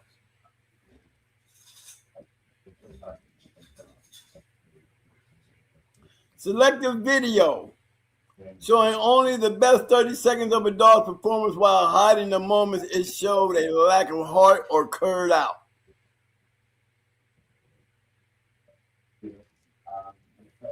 Showing that dog in a video, he look like he biting shit in half. They didn't show you the 20 minutes later when he quit on top. They didn't tell you about that one. But they study calling him a great dog. He's the best dog I got on my yard. Look. You know what I mean? And that usually doesn't happen with guys who actually match their dogs. That usually happens with guys who at home breeding their dogs, you know, taking a little short video of their dog looking good, you know, swearing to God that motherfucker looking like Jeep and shit, and getting you to breed to him. Or trying to sell you some puppies. My man, tall stranger in the house. What up, fam? He said, wow, that's a major purge right there. I see Havana Chico signed it. Man, major purge. It was a major purge. I mean, I would get into it with y'all. Y'all wanted me to. I would show y'all, let y'all read this shit and listen to what Jack said and why he did what he did. Because he explained why he stripped all them dogs. It wasn't just a petition that was written. It was the investigation based on the petition that got him sunk. And, you know, by him grabbing Witch Hunt, when you could have grabbed Rambo, should have grabbed Rambo, you should have grabbed Blackjack Jr., should have grabbed one of them. Why are you going to bring that bitch? Because he thought it was the best bitch he had. Bad Best move. chance he had to redeem his name. Hadn't Witch Hunt beat a couple champions prior to based on what he said? Yeah.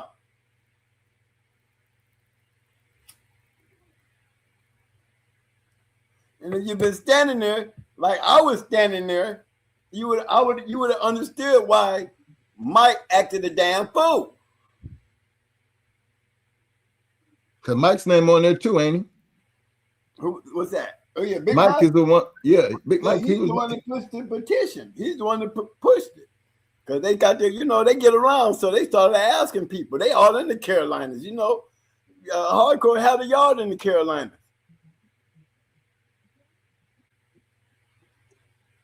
So they just started asking questions. And then Jack did his investigation. And that's probably one of the biggest ones. Y'all hear me always talking shit about Chico and his move to Mexico. He got better dogs than STP.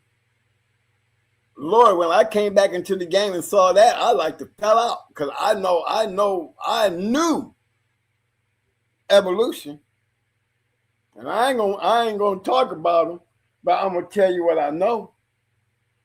I'm gonna tell you why I questioned Jesse and asked Jesse, why do you let them dudes do that? Now, why would I be asking Jesse, why would you let these dudes keep doing that if there was something legit? I mean, that wasn't nothing legit. For those who don't know, that's Stone City's Jesse. Yeah. They were selling dogs. Built their shit up to sell dogs. Victor, all of them. They ain't say a word. Then none of them say a word.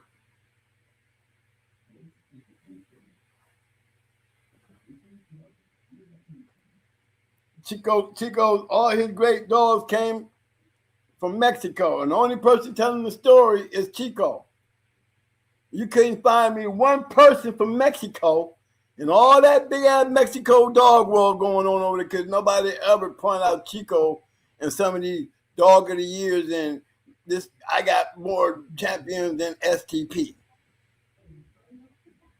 Couldn't see it because none of them son of bitches winning over here. Not a one of them. Not a one of them. The same Chico that got fouled out for putting caps on the dog's teeth. Same Chico that went into the police station and got his dog and everybody else lost their dog.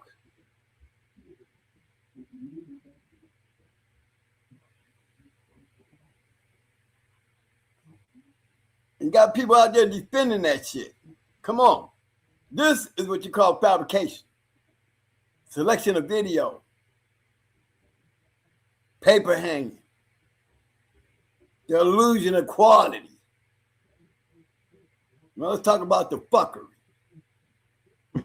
Politics and the ego. Shit, now we finna get busy. Fuckery covers the interpersonal drama, backstabbing, shifting alliance that have plunged the community for decades, plagued the community for decades, because the world often operated underground. There was no central governing body to keep people honest. Remember when you lost the journal? That means there's no governing body. That means all these people running around winning these 3 matches, calling the dogs champions, because you really ain't got a champion if you ain't got a governing body to award you a champion. Open season. Nothing there to keep your asses honest. When the governing body went down there, hey, now it's just normal now. The underground know the truth, and that's all they go on. You win 3, the underground vouching for goddamn champions these days. I guess that's just how it goes.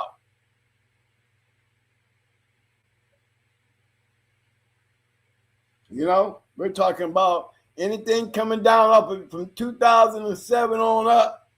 Hey, you need to be in that Sporting Dog International or any one of them books right there. Again, after Beeline wrote the book on how you do it, anybody can do it. Ask Chico.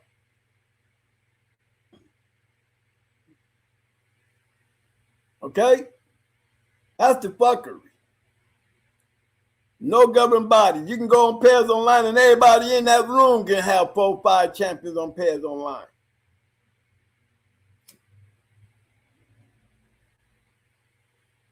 We wouldn't know who you was. You wouldn't know who you was. But you better answer that phone when we call. You better be excited about that phone call. That's the only way we know there's fuckeries in the game. Remember what it said, the interpersonal drama, the backstabbing, the sifting of alliances, the plagued the community for decades. What was going on back then? People telling on each other. Guys getting mad, going behind their back, talking shit. He picking his matches, y'all. He ain't doing all that. Shifting alliances. I'm on this team now.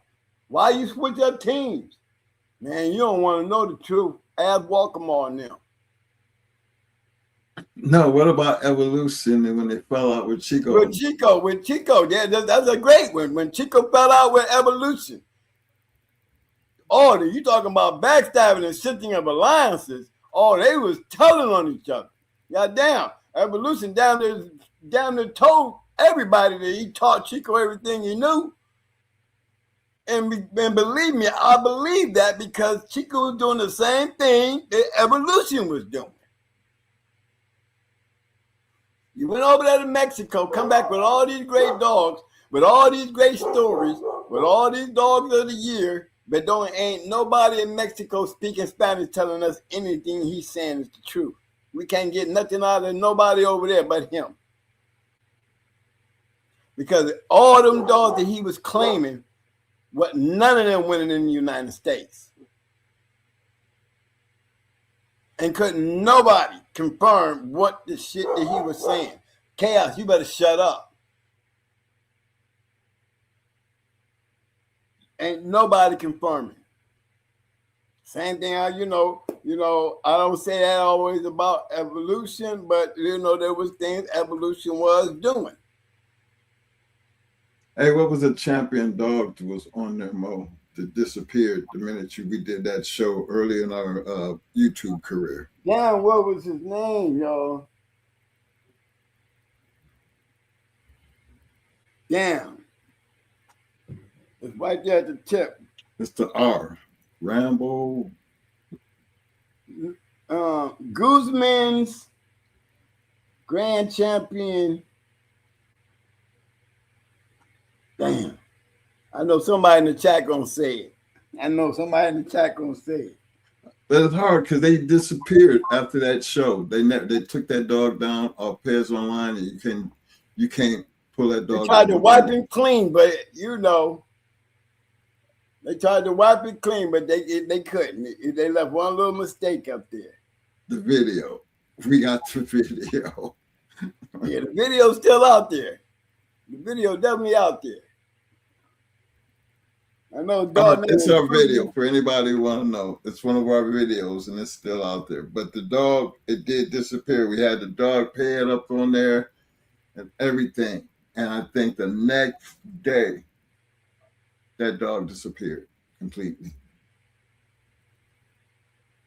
Now, why would they have did that if there wasn't something wrong with it, right? Toby, grand champion, Toby Rom, grand champion, Toby Rom. How this motherfucking black dog ain't got Mayday in him and ain't a black dog in this dog pedigree? Not one.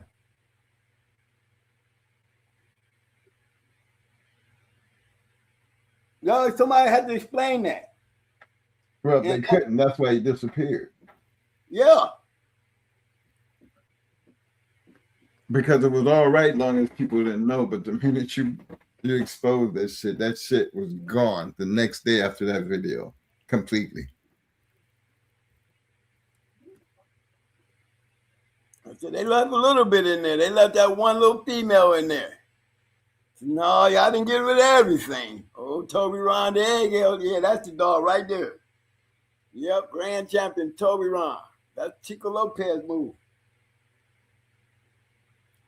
Yeah, one of them dogs making all whim off of that dog right there, and it was all fake. Big shout out to my man Lucky O'Ryan. Big shout out to my man Charles Richardson. Yeah, Charles did say Toby is the name. Pit Dog said Toby. Yeah, his name was Grand Champion Toby. He was an ROM. Yeah. He produced what? Nothing. Nothing. But they had it up there. They had him producing some shit now, Grand Champion. But I got greater dogs than STP. Not trying to hate on the man. I'm just telling y'all the truth on the man. Not saying he didn't have some beautiful dogs, because he definitely has some beautiful dogs. Them Mayday dogs were throwing some beautiful dogs. But you ain't going to be putting up no dog as black as hell, put Grand Champion on him, and put a pedigree on him. There ain't a black dog in that damn dog pedigree. And you ain't going to, somebody got to explain to me, where does this black Grand Champion Toby Rom come from in this pedigree?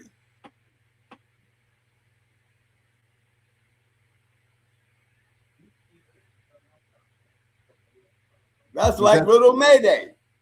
Look at Little Mayday's pedigree. Little Mayday came, Kunta come off a black dog, ever threw one black dog. Not one. But he come off a black woman, a black female? Come on now.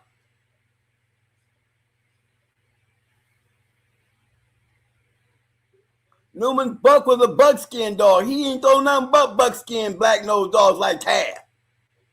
Now you got a buckskin dog, a black dog, but you got a red-nosed motherfucking dog. Come on, y'all.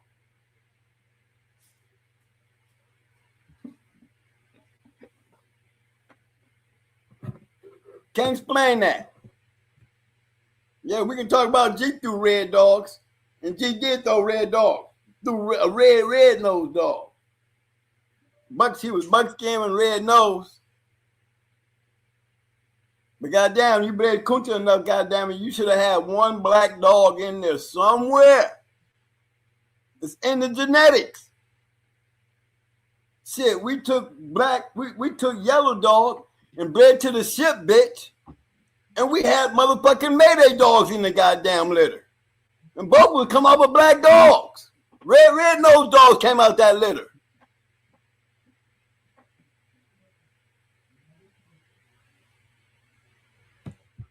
Okay? Let this truth speak up. Egos. They falling out. Backstabbing. Well, we got a little bit of that when we came back. You know? No, we ain't trying to steal nobody's glory. Don't need to steal your glory.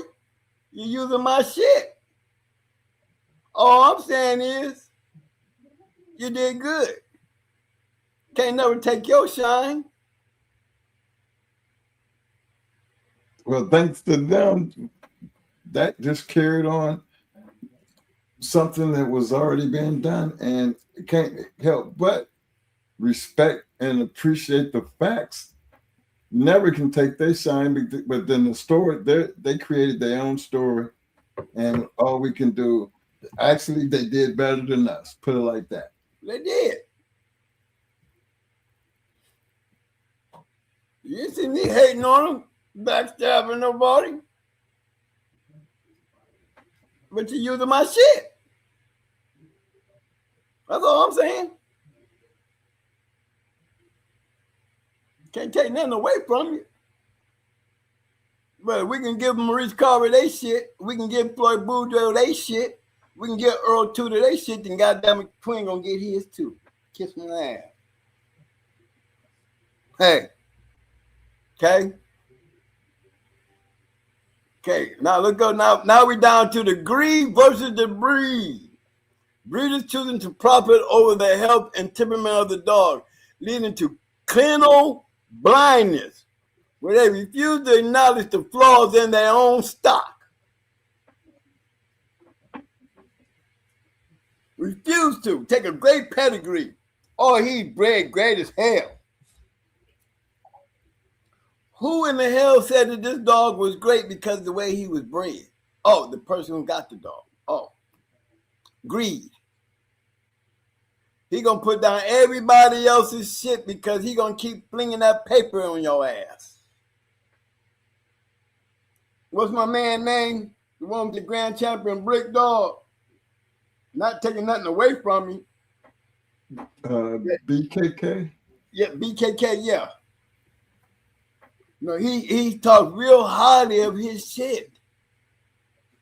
And he put everybody else's shit down. But when you start digging into STP, Cuban Missile Link, Southern Kennels, Stone City Kennels, Size Them Up, Strictly Business, you is not nowhere on that list, bro. DSK. Nowhere on that list. Nowhere on that list. Yes, you got dogs like them, but you're nowhere on that list, son. That's all I'm saying. You arguing and fighting up, putting up a fight, sounding like Beeline to me. Breeders choosing profit over health and temperament of the dogs. You stuck on your yard and your conversation about what you see, and not the truth of the fact and the flaws in your shit, because everybody out there is supposed to have them great dogs and can't nobody find them. Talk so much shit about them great dogs that he's selling, but can't nobody find one great one. Can anybody pull up a BKK great dog like a Stone City or Strictly Business or Size Him Up? Anybody out there? Not knocking the man. I'm just saying, when we start talking about greed and breeds, hey, I'm talking shit tonight because it's Talk Shit Tuesday. Give me one. Woo! That's my Ric Flair. Mike, you checking the chat?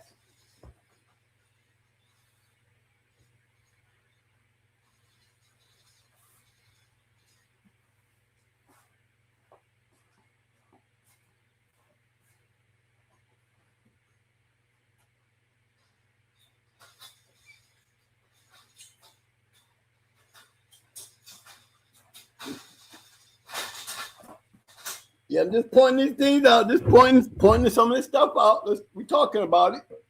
Just pointing it out. Hey, big shout out to my man Tall Stranger. He said, teach. He said, right, DSK. Small time said at Pit Dog, Gaston bred champion Bishop, affiliated with Chico Lopez.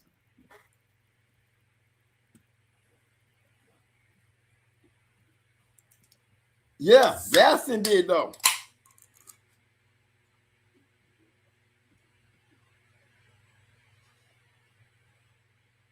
What dog was that he said? Champion Bishop. Champion Bishop was a real bulldog though.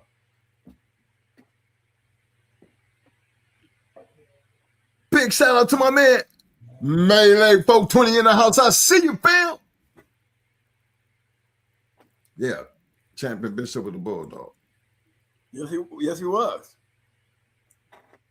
But Chico Lopez ain't the one made him champion though. But they did say affiliated. Man, affiliation is always a make or break you situation, you know? I mean, Chico Lopez was involved with affiliated with a lot of great dogs. How you think you see him hold Barracuda and Mayday in them? He down there with Evolution. You know, they split up, they fall out, you know. Chico moves on. But he moves on with the same game that he learned from Evolution. How to lie. Manipulate.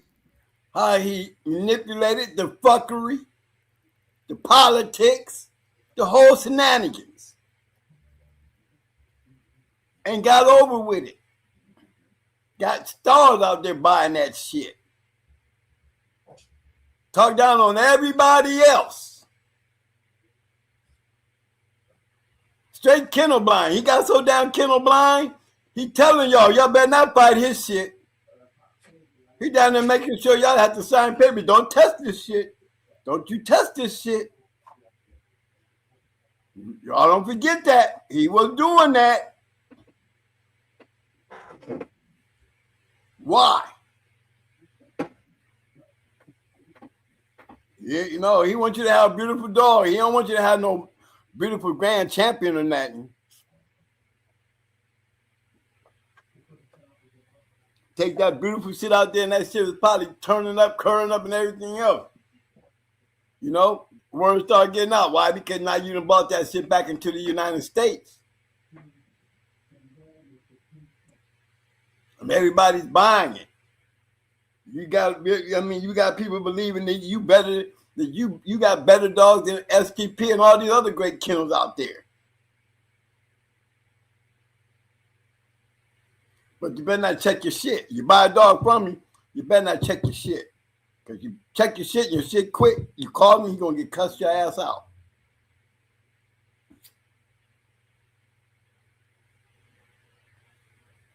That was some fucking garbage. Well, I told you don't be biting my dogs.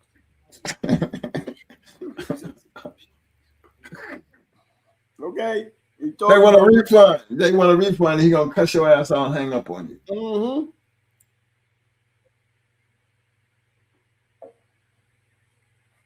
Yes, sir. All right, let's go to the next one. Internet magazine wars. Before social media, fuckery took place in the underground fan magazines, like the Sport and Dog Journal. Today, it happens in forums and live streams where keyboard warriors tear down reputable bloodlines to boost their own. How many times we done seen that happen in this room? How many times? How many times we done seen some nobody walk up in here and got the nerve to say fuck Loctite or Triple M lying? The fuckery. Keyboard warriors tear down reputable bloodlines to boost their own. Well, what you got? Don't even want to say a word. Think you got Walt Disney up in here. Goddamn Jimmy the Cricket stays up in this motherfucker.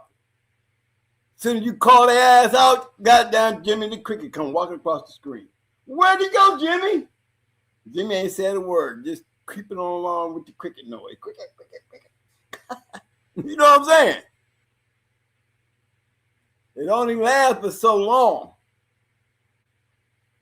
And it does happen in forums, in live streams. What they call them? Keyboard warriors. Put everybody else's bloodline down. I got the real shit here. I got the real shit. Look at Mark Anthony. Mark Anthony out there every day on Facebook letting everybody know I'm the real DSK, goddammit. Okay? There's people out there who can say a little different. You should stay your ass over there being mad.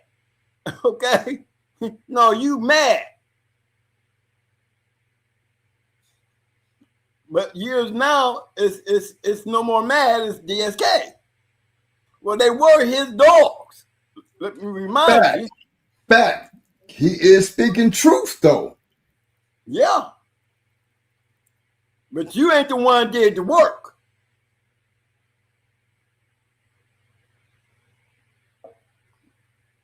You didn't do the work. You had the dog, but you did not do the work. You know?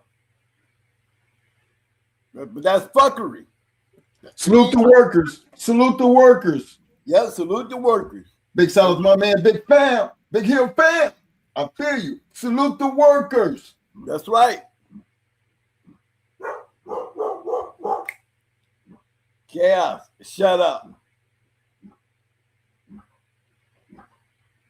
Yep, salute the workers. But hey, like you said, if you selling dogs, your objective is to tear down everybody else. How many wars do we see on Facebook and in these chat rooms of these guys arguing and fussing at each other, putting each other down because they got puppies on the ground? How many of these shows y'all done been on that y'all watching just ripping people's shit up? I'm talking about some good old dog man shit. Now all of a sudden you got the deal. You got the deal. Ain't nobody else got shit like you.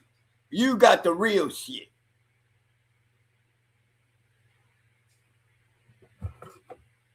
Ain't seen a breaking stick in one of them mouth hand yet.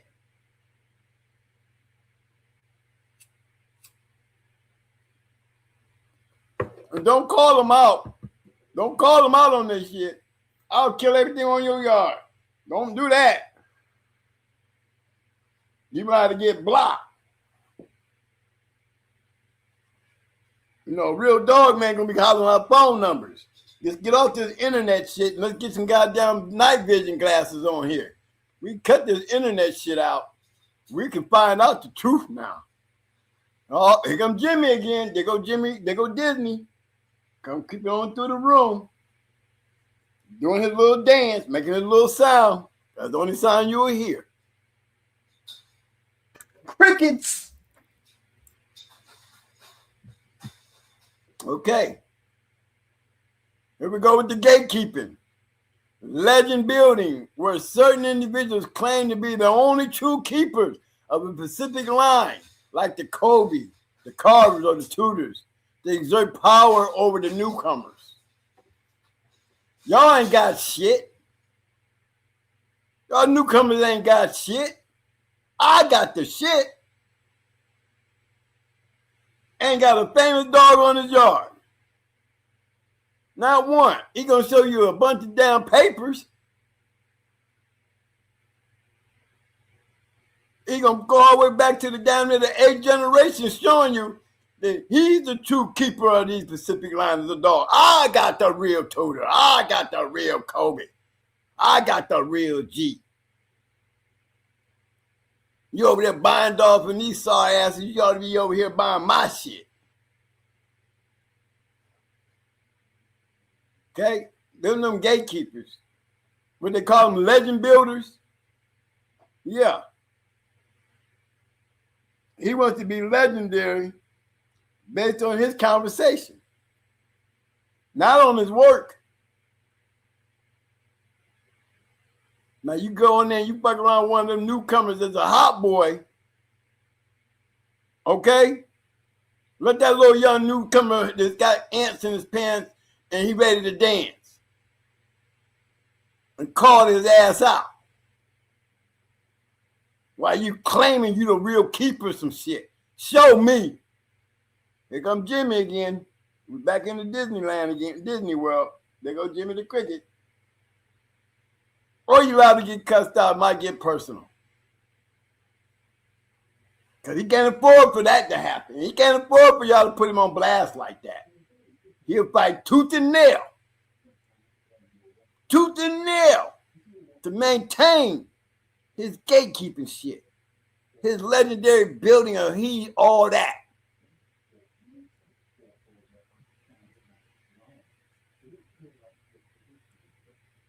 Y'all know the rules. Y'all know the game.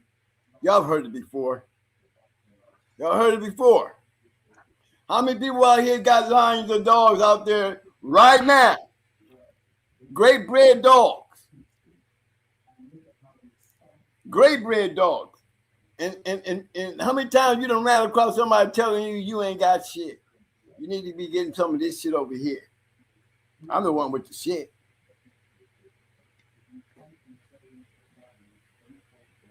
You want to show your shit out there on Facebook or in a podcast some damn where. Next thing you know, you got your name and your dog being talked about on somebody else's damn show because your shit looked too good on that other show. No, I got to stop that. I'm pointing to show everybody that dog ain't shit. I got the shit. I can't let him get the build up on me. How many times have you seen it? How many times have you seen it? Okay, let's talk about number 3. Breaking the code. The files. And the historical content of the box. That's the matching pit. There were strict rules like the Cajun rules, the handover rules. Fouled were specific violations of the contract or the sportsmanship of the match. Okay? There was rules to this shit. Fuck scratch the win. Fuck scratch the win. It only becomes a fuck scratch the win when you ain't never done it. You even had no idea of it, or you would have never spoke on the fact that it did not exist. Love you, son, but hey, when you're wrong, you got to stand up and be a man and be wrong. You don't sit back and you belittle the shit. That takes us back up to the where? The fuckery shit, the ego shit. Yeah, it's on that list. Come on now. The chemical fouls. One of the most notorious fouls involves greasing or poisoning a dog. A owner might rub a bitter or toxic substance like lanacane or tobacco juice on their dog's fur to discourage the opponent's dog from biting. With all the shit that we talk about, about that rub. And what does it say? The dog's fur.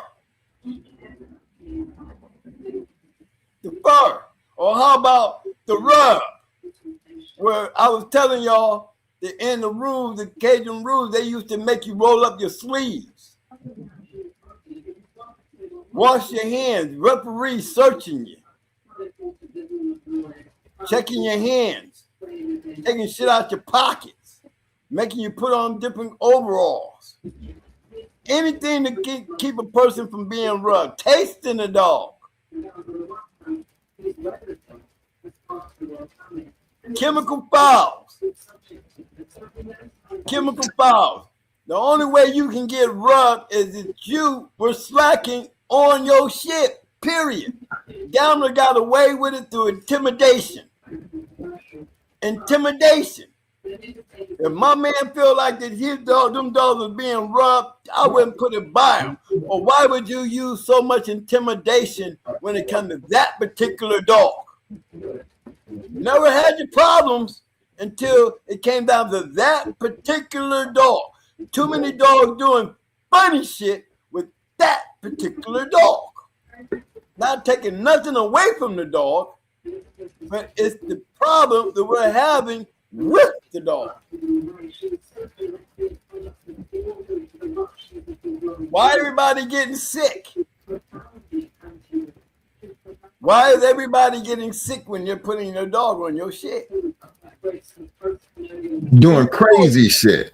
I'm telling you, and you know it's bad when y'all can't even roll a dog these days. You can't even roll a dog. You couldn't even roll a dog back then because niggas was testing out their rub in the damn roads. God damn.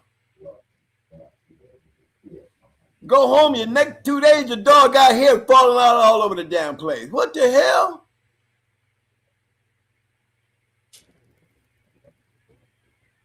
They go and rub their dog just so they can beat your shit and so they can talk shit about you.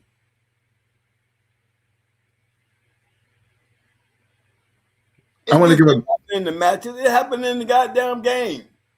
Period. Hey, I want to give a big shout out to man, Just a Dog Man, USA K. Big shout out to man. Big shout out to Hemi James. Hemi said, LOL.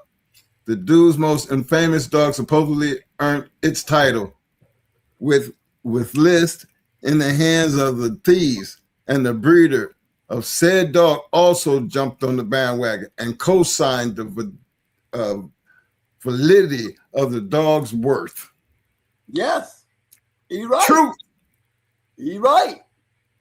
Ain't that the truth? So did. Hemi said times have changed. Yes, sir. Yes, sir. Yeah, you know, back in my time, it wasn't nothing wrong with rolling up your sleeve and tapping in them pockets. Wasn't nothing wrong with tasting that motherfucker. I might look stupid, goddammit, but guess what? I'm not gonna get cheated. Ain't that right, Mike? Hey, that was my job. You got me fucked up. What I do, you do. That's But right. one damn thing for sure, I'm checking. You can check mine too. If you don't want to go ahead and put your mouth on it, but that don't mean I ain't put my mouth on your shit. That's on you. But I know what I'm fixing to do. Take that water, squirt a little bit of that water in the mouth. Y'all washing and cleaning out of the same damn bucket on that rinse. God damn, take a little bit of that water and squirt it right there in his mouth. Give him a little bit of it. Yeah, now what? Now what? You can do it to mine. And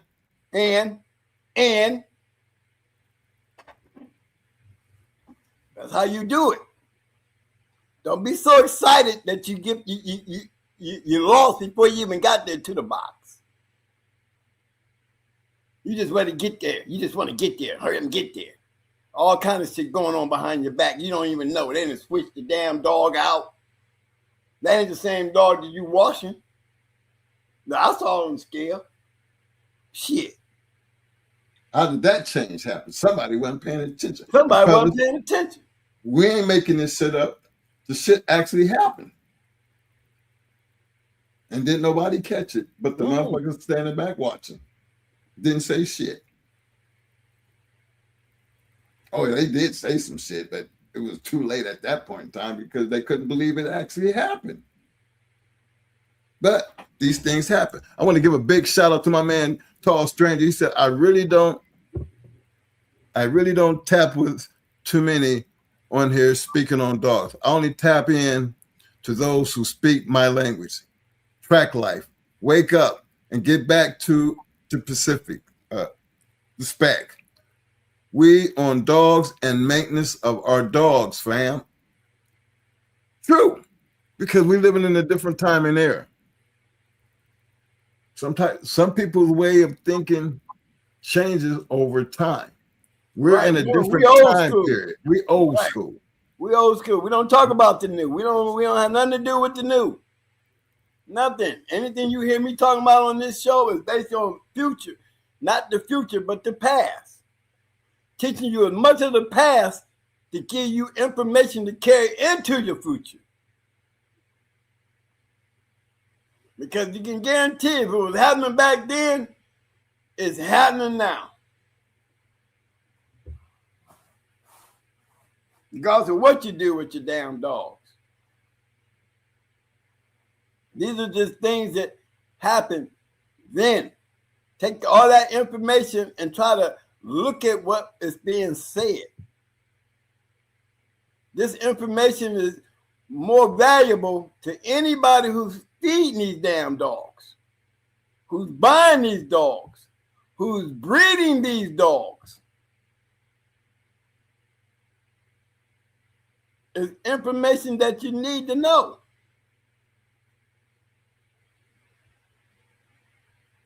You know? Because it's historically a conversation that you wouldn't be raising these dogs if it don't be for the work we put in back then in our day. Before our day. Yeah, before our day, basically, for real. Yes, sir.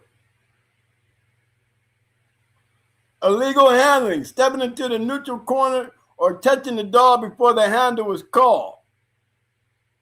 Come on.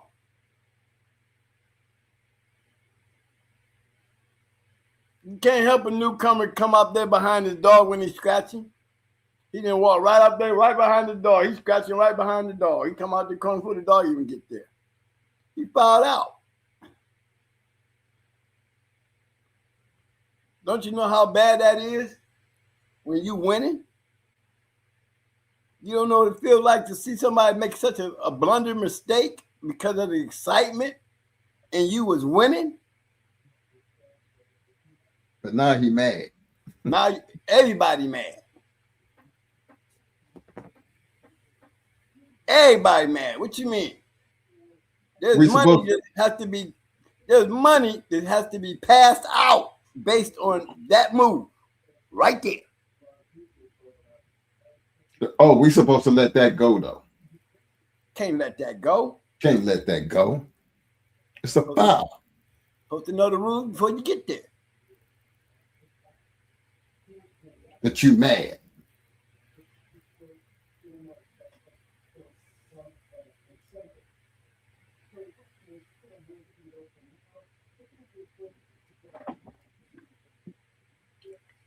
Okay, where we at here?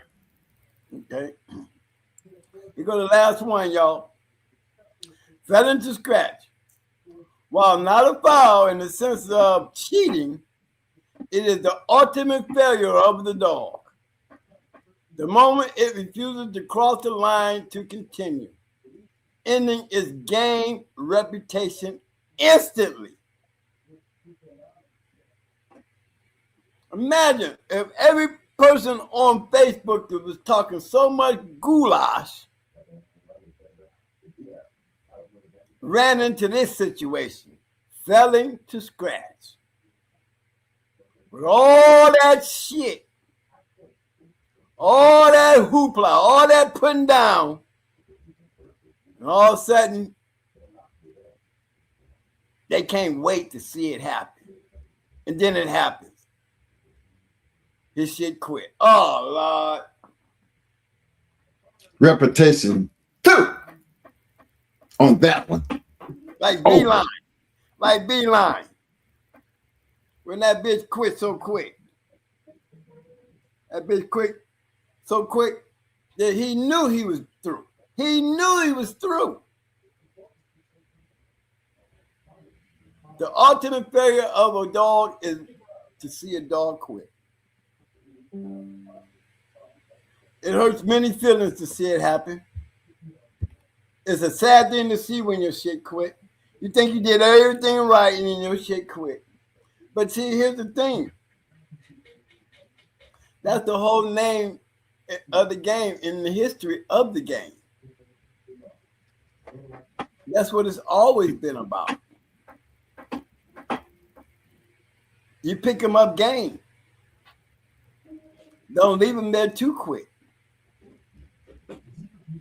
You know when it's time for you to go. When you realize you ain't gonna win. Now a real dog man recognize it. He's gonna get his shit, and he's gonna make damn sure that he's gonna leave enough in his dog to come across that box, because he know he can't win, but he still got a bulldog. Don't let your ego get ahead of yourself where you refuse to pick him up. And then he do turn around and quit. Because to me, 90% of them will quit. I say it, 90% of them will quit. You put the right dog on their ass. And you leave their ass there long enough.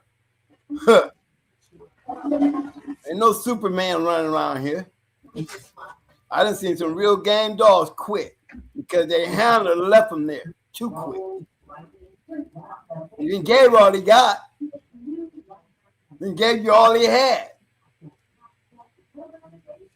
Why didn't you take him and get him in when he give you all that? When he realized you don't care, guess what? He ain't gonna care. I ain't going back over there. Shit. You don't want to get me? I'm done. I'm fucked up.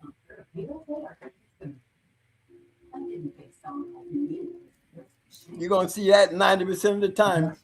The other 10%, them are dead gamers. Because usually a dead game dog is not coming home with you. He's going to give you his best.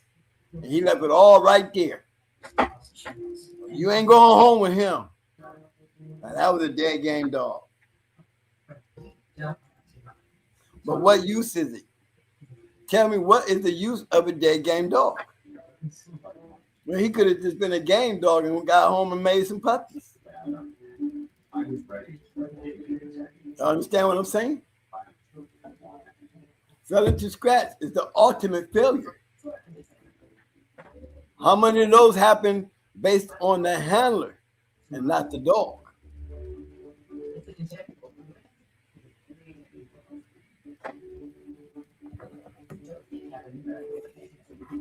Okay, okay, man. Well, fellas, we ain't making no secret. I'm pretty sure we had it in the description. The history of the F's. These things matter. We see it today. It has been a part of history from way back, will always be a part of the history. But you have to realize it is what it is. It that says, takes us, okay, go ahead, Mike. That takes us back to where we all have to understand the conversation. It's just a matter of what role you playing. Big shout out to the Leather Man. What up, fam? Go ahead, Mo. I know you was finna read something. Which one was it? Yeah. I was going to get Tall Stranger first. He says, the difference between quitters and curs. And it sure is. It sure is. You know, it's definitely a difference. And a lot of it has to do with their handling.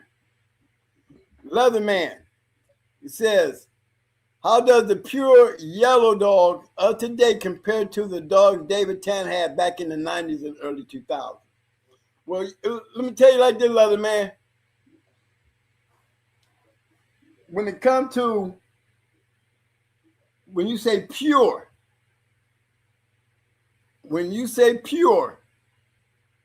that's the question. Pure yellow dog of today. I don't see that many yellow dogs of today in the comparison of what I saw yesterday, because it's hard to compare when there's no more Maydays. There's no more Grand Champion Yellow. You know what I'm saying? Jeep is still on the top of the registered merit list. Yellow's still on top of the registered merit list. Mayday up there with them. Champion Yellow Giant up there still in the top 10.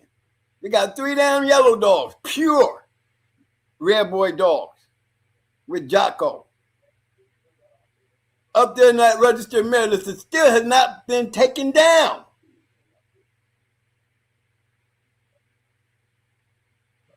Now, how do you compare today to that?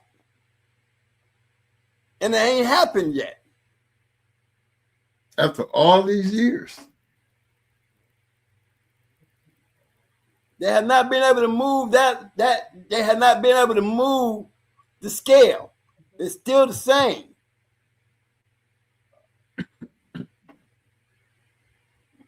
Okay, that's a good point. Pit Island, Kennel, Yellow, yeah, and Welcome All stuff. Hey, again, talking about the same thing.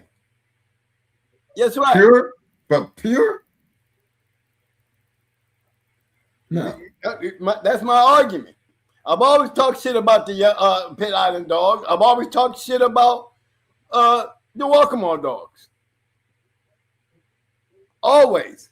They sell a lot of dogs. They sell a lot of dogs. They breed a lot of that shit.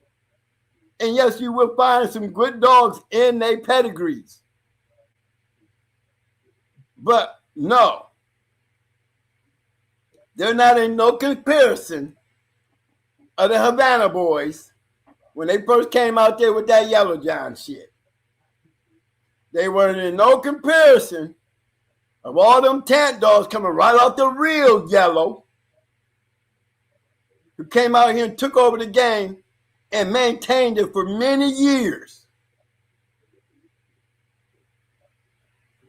A whole lot of yellow dogs came down out of there, along with them Jeep dogs.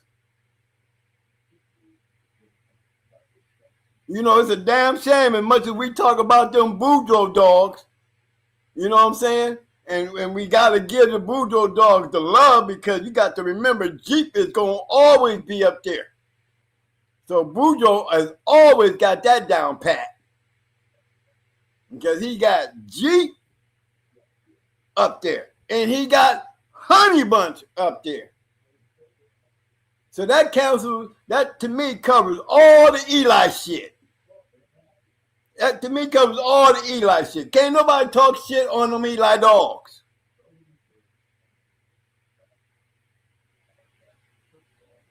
Leatherman said, what we doing wrong?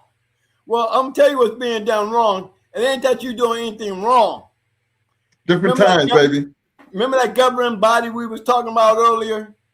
The governing body does play a big effect into things because when there was a governing body, this is the kind of things that happen when you're dealing with the governing body. The governing body gave you references and information to make the competition stiff. Competition is what made dogs great. Competition is what made dogs legendary. It was the competition. When there's no competition, then that means what happened to the great shit? Where does it stand out at? Yes, you're gonna have great dogs, but they're only great for the time that you're in. There's no governing body, so there's a whole bunch of champions out there. There's a whole bunch of grand champions out there. But where are the real ones? Where are the ones that should be taking over the G spot? Where are the ones that's supposed to be taking over the yellow spot, the Frisco dog, the Mayday dog, the Blackjack dogs? You know what I'm saying? Where is the competition? What happened to the competition? Why are those old ass dogs still there? Because back then when competition was stiff and deep, these dogs passed the test. These dogs set the standard. They set the standard.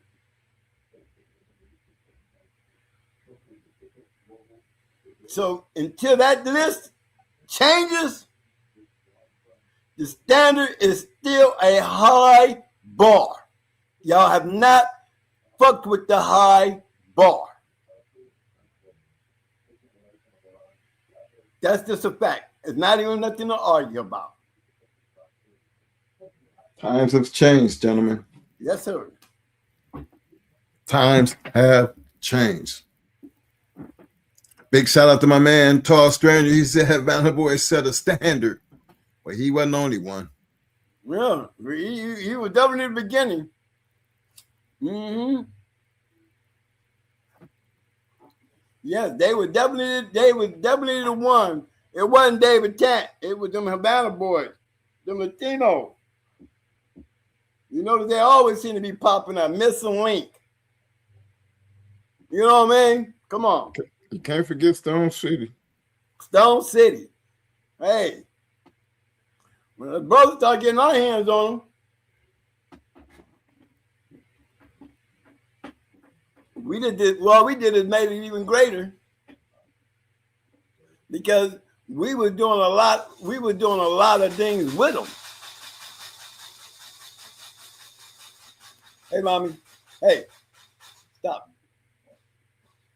They was doing a lot of things with them. So the game was developed back then. What made the 90s and the 2000s such an impact on the game was something that was being done in the 80s. And that was when they was building the foundations of the dogs to become. The dogs to become. The dogs in the 80s set up everything that went on into the 90s. And that's no lie. Because without the 80s, the 90s would have never had the dogs they had. Not at all. And they withstood the test of time in the competition. Yeah, he's right, though. The other man said, today all you need is money to buy a pup and pay his online account, and now all of a sudden you a dog man. Well, again, that's not quite. It's not quite like that. See, we use Pairs Online because that's the only references y'all got. And anybody can put anything on Pairs Online. Anybody can brag about things on Pairs Online. But here's the problem with Pairs Online. that a lot of guys in the underground understand very clear. Pairs online in the underworld don't mean shit without a real bulldog. That's all. Pairs online is all y'all have is references. We enjoy looking at pairs online. We enjoy looking at the way these dogs are bred. There's a lot of understanding and a lot of education in pairs online. Now, you know, on this show, and y'all have no problem helping me when I go to pulling up champions and great dogs, guess what? You guys have always came through on this show. You guys.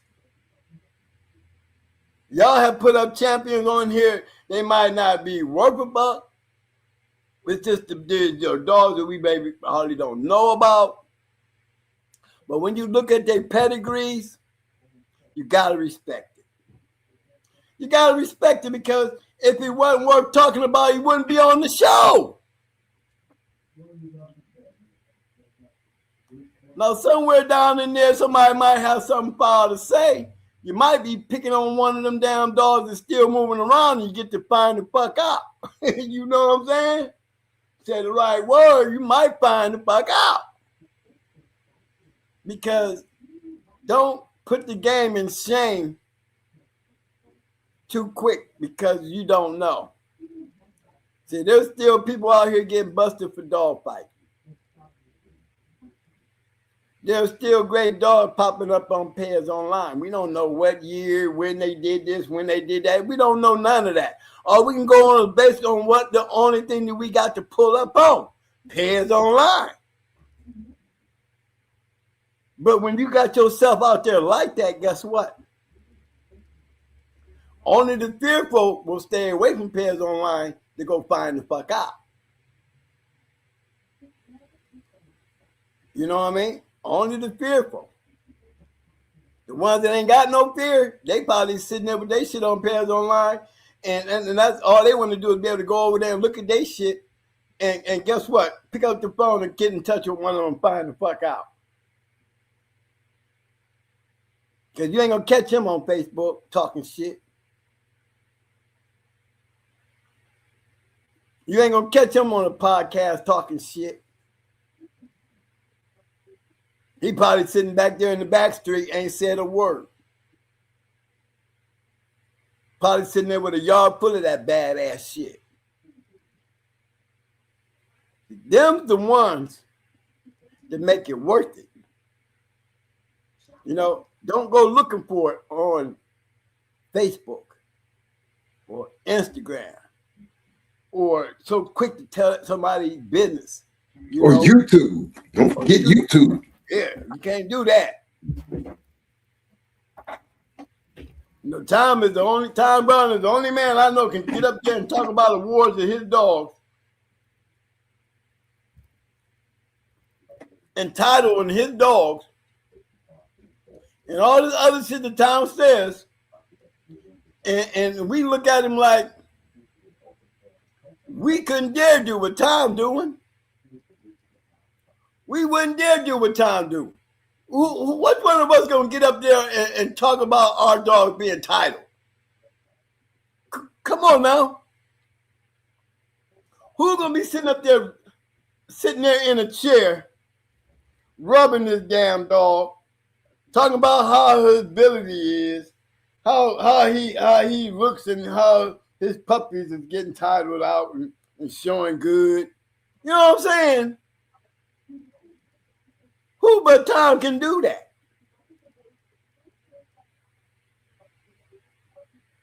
Y'all have to learn how to read between the lines. There ain't too many people out here doing podcasts like Going Hard Kennels.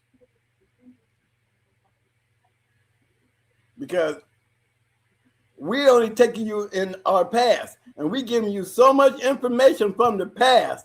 We're giving you so much information from the past that you need to take that information and get off the internet, get off of Facebook, and go and do your homework and do your piece and take your chance You don't need to tell everybody your business. That's how you find out. That's how you find out. You want to be known 20 years after you're done.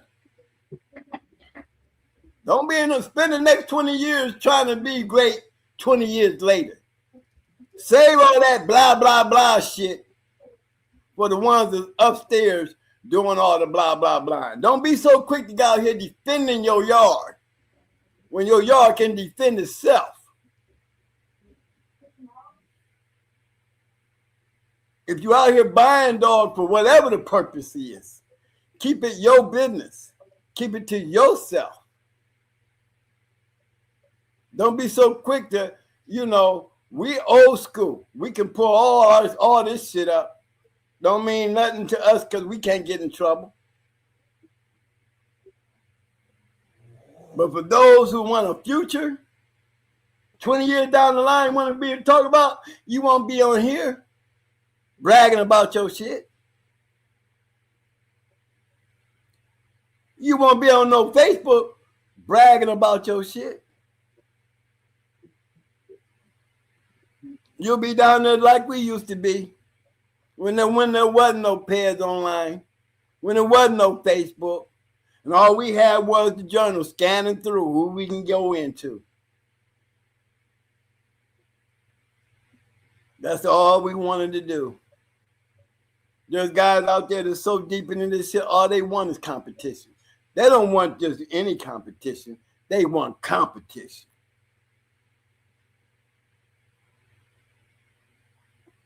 Them numbers, you know what it'll take to replace Jeep? Do you know what it would take to replace Yellow? Frisco? Do you know what it would take to have such a great dog? Are you going to find that dog on Facebook? You going to find that dog on YouTube? Where you going to find that dog at, y'all? Keep it that way. 20 years down the line, guess what? There he is. There he is. 20 years down the line, you got a whole new kennel doing some going hard shit, talking shit, talking about their line of dogs. Knowing a lot of people are going to have them because if you're in the basement and you got some great shit, guess what? It will make it to the light. And until we start having some shit on the greatest damn ADBA competition dog, you know what I'm saying? Or the greatest wall climbing dog, or the greatest treadmill dog, or the greatest weight pulling dog. Them are the kind of dogs you want to have out here on Facebook. These are the kind of dogs that take a lot of abuse on Facebook, on YouTube, because they show dogs. But guess what? To all the haters, they got the nerve to say something about them dogs. I can guarantee you, you throw that motherfucker some goddamn night vision. Throw him some night vision and tell him to come down in the basement with that mouth. Guarantee you're going to see Jimmy the Cricket, because the motherfuckers that talk the most shit ain't got shit.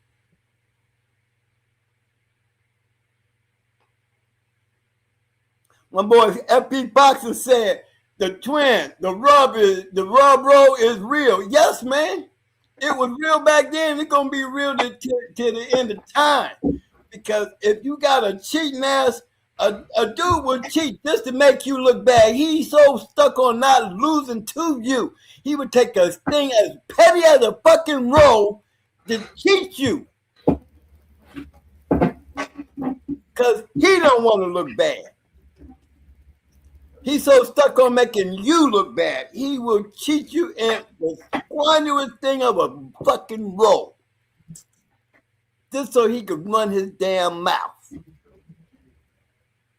Big shout out to my man, Mr. Tim Jackson. What up, fam? I see you. He said, big back smoke.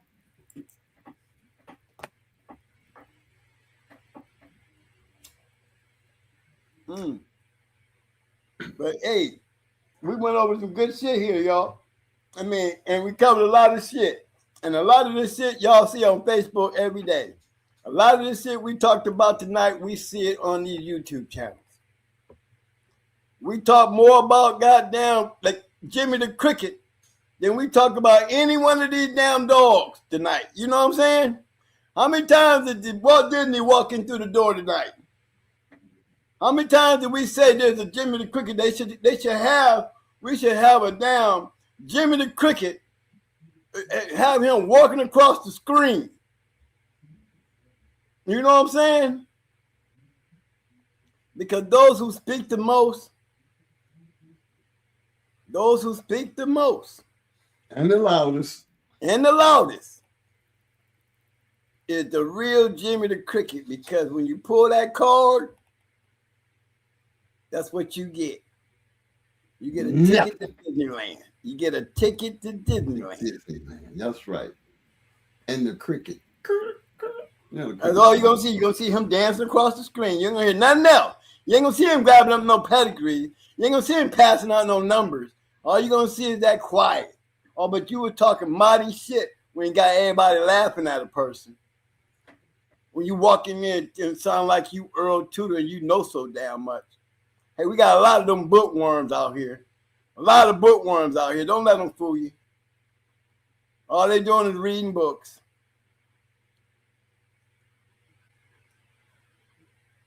You can be a historian. Don't make you a real dog man. You can know a lot. Don't make you a real dog man. You can be a lot with your dog. Don't make you a real dog man until you get there and do that. That's what makes you the real dog man. When you get there and do that, regardless of what it is you're doing, you ain't doing nothing. You're doing a whole lot more than running your damn mouth. And you really want to know what we get? A lot of the shit that we say, don't talk about it, be about it. Scratch the wind. Because that was the life. That was the life. Yeah, it's all right to talk that shit, but it ain't, you know, when you talk that shit and you climb over that wall, you been about it. I talk that shit, and guess what? We're going to find the truth out before the night over. That's what it was about. That's what it was about. I'm going to talk that shit and be about it. Going to talk all the shit. I'd like to know one great dog, man, that you see running around out here putting people's shit down. Tell me one. Tell me one great dog, man, that y'all know out here putting people's shit down.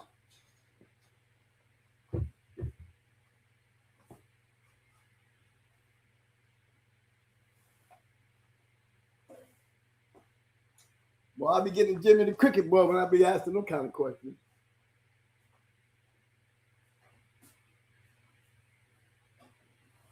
Well, Mo, could share with everybody what you're smoking tonight, because you was on one. I mean, I heard the lighter, and I know when you smoking, you was on that. Big shout out to my son, Prince GHK D. Appreciate your fam. Love you, boy. Man, big shout out to my nephew, man. I had a great weekend. Let me tell y'all, I had a great weekend. First time I've been out. I've been trying to pick up this dog for damn near a year. And life just kept getting in the way. Damn dog just ran off, disappeared for a whole damn week. But the dog made it home. I go up there, had a great weekend. Big shout out to Gameville and the Expendables and my nephew. I had a great time. Great time. And would sure like to do that a lot more often. Boy, if I could do that, and I get a chance to get around there and see some real bulldog, man, look here. Tom Gardner can throw a pig out, and we spend all that money just to go to Tom Gardner's shit. Just to go to Time Garden shit. Just to say we went to Time Garden shit. Man, we need our own shit. We need somewhere where we can come together, where we can come together and make something happen. Do you know how hard it is for that to happen? Do y'all know how hard it is for y'all to pull some shit off like that? And y'all talk like y'all ready to replace us old fucks? When y'all can't even throw y'all own pig picking to get us to do anything with y'all. Big shout out to the APDR. Big shout out to Jesse and the APDR. You gotta give it to them. You gotta start somewhere. Man. South Bottom, y'all gotta give it to them. At least they're trying.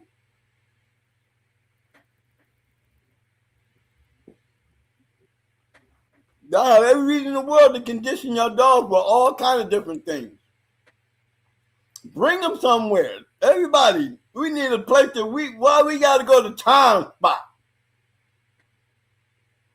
Ain't nothing wrong with Time Spot, but hey, come on now. Tom been around for years. That's the spot to go to because he's already got his head in stone. My thing is, I had a chance I'd be there this year. Man, I'm trying to be there this year because that's the only way I can meet everybody. I tell everybody, look, I'm going to town. I can guarantee you a lot of us be there. But we won't do it for nobody else. Why?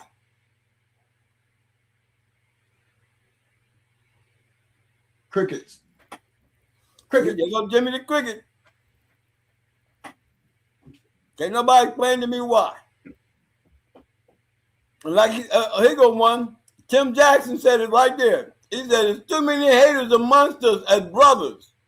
Boy, didn't he say a lot. Yes, sir. Tim, why they hating though? Tim, why are they hating? Who are the haters that's hating? Why do we pay so much attention to the haters? Why do we pay so much attention to a hater?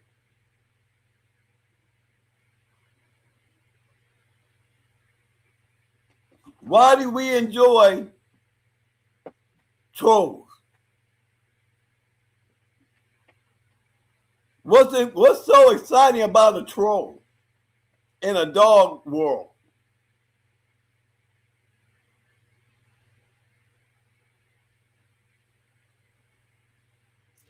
Controversy and entertainment. That's the only thing I could come up with.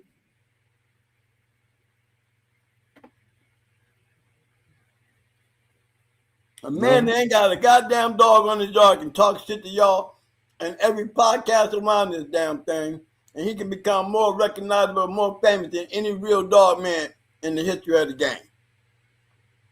Y'all explain that. How is he able to do that? How is he able to do that and get away with it? The same reason why we can't come together and get out here and meet all the real. I can guarantee you a lot of those haters won't be there. I can guarantee you that. I can guarantee you, you throw a big ass show, I can guarantee you, all the trolls, all the haters, all the shit talkers will not be there. You got too many people in the back street that would love to go where we at. And ears be, you swear to God, you would think they was, got dogs with cut ears, dogs looking like them motherfuckers been worked for the last 8 months, all that shit. Walking through their proud, damn, somebody open their damn mouth. Where them haters at now? That's what they coming for. They coming for them people to be talking that shit. They want to meet their ass. Let's see what they got. That's the ones. haters won't be there. Because they'd be too damn scared to get called out by some real motherfuckers.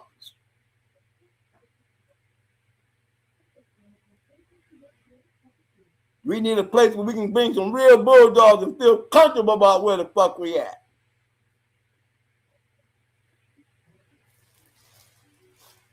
We want to feel comfortable with Tom. It's a nice place for us to go and meet each other, but we still dealing with Tom and his shit. We need another place that we can go where we ain't got to deal with this Tom shit.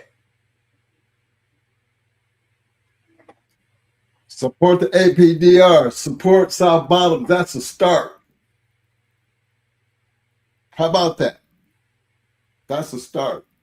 And anybody else is willing to get together and put together something. It's possible. Why do we stress that? Because let me tell y'all fellas something. We have been to many cookouts. Met a lot of faces at a lot of cookouts. Oh my God. Learned a whole lot at a lot of cookouts. And it's actually one of the reasons why we do this damn show, to be honest. I've said this from day one, and I will say it when it comes down to our very last show. It was one part of my life that I couldn't help but to share, because I owe them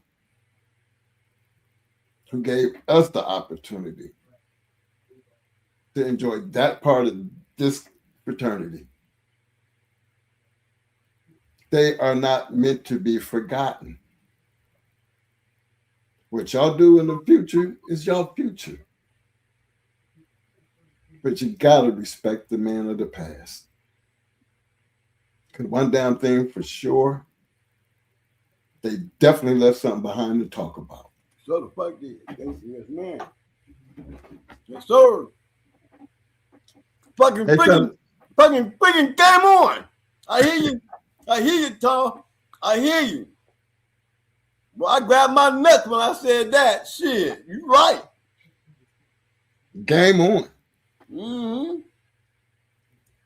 Fellas, I really do appreciate everybody for showing up on such a touchy conversation, because believe it or not, we do sit back. Well, Mo don't. I do. I sit back and I watch. And I even ask myself sometimes, you know, the game will never be like it was, because the times ain't gonna never let it be. And that's okay, because we done had our fun. It was just made for us to have the fun, to meet a lot of these great ones, to be able to have just dogs that we can talk about. The men who made it possible for us. And we always let y'all know, fellas, we are really at the bottom of the totem pole. But that's okay. Simply because we at least had a chance to experience what the game was made of. We ain't out here trying to tell y'all to do what we did. No. I mean, personally, I think you'd be a damn fool. But guess what? Don't feel bad about being a fool, because we was bigger fools than y'all was. Because we all took the risk, knowing what we knew. But at least we understood what we were doing, and it was okay. Fuck it. One of the big F's. Fuck it. We took the risk. The dog men were different. The integrity of the dog men were different. I mean, we talk about the bad part, but if the game was really meant of a lot of bad people, I don't think it would have been as big as it was, because it wasn't. There was a lot of good people. A lot of these good people are dying off. I mean, last year was was a bad year because it made me realize with some of the great dogmen's passing that one day that's going to be us. Will we really ever forget about Floyd or Big Apple or the many have died? Can we really forget about them? That all depends on what you guys do in the future. But for our time period, we doing what we need to do. We're going to talk about it. And we're going to let it be known. The M&Ms, the Triple M's, the Mau Maus, the McNasties, the Abrahams. Missing link. There's The so missing many. link.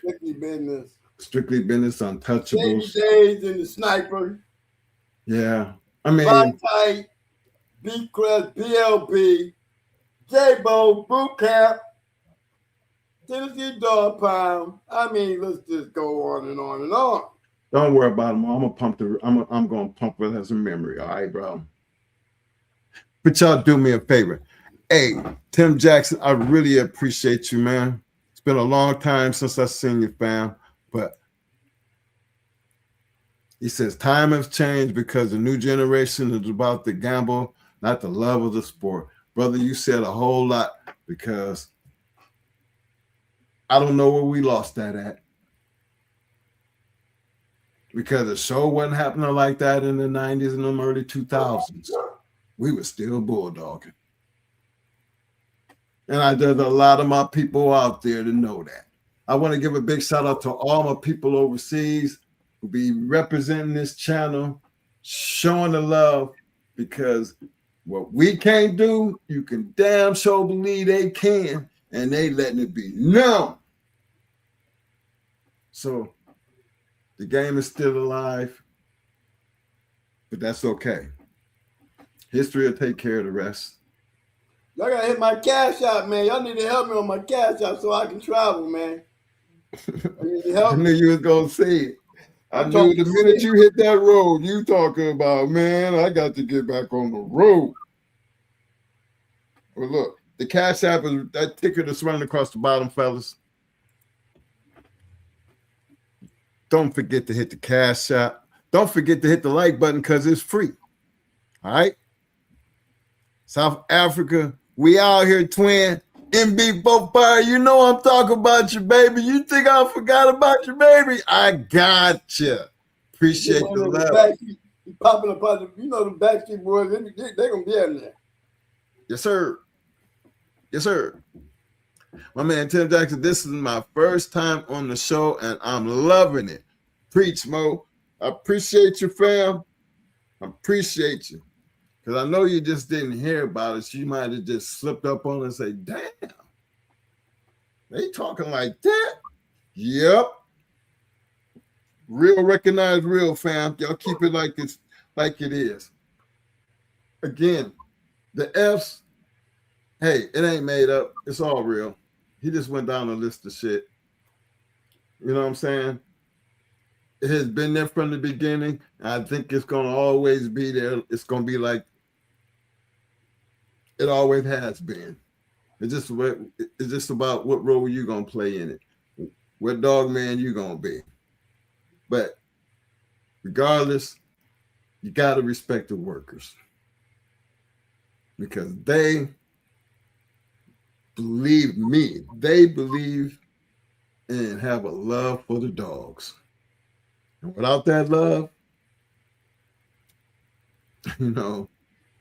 take away the greed and all that other petty shit, and let's get back to the dogs. You got to respect that. And that's all we trying to say. Don't say it's impossible, because it's not. They've been doing it from long before I was even born. I got a chance to live it and see it for myself and testify to it. And there's a whole lot of people out there in that Shark Tank that know exactly what we're talking about. This game ain't meant for everybody. Maybe this conversation ain't meant for everybody. But at least you're here. Enjoy the show. And I just need y'all to show me some love.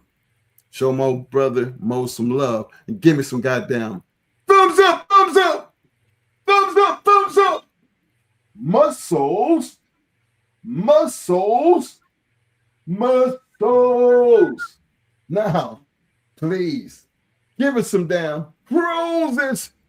Roses. We need damn roses. Show your love. Don't cost you nothing but a little tap, tap, tap, tap, tap.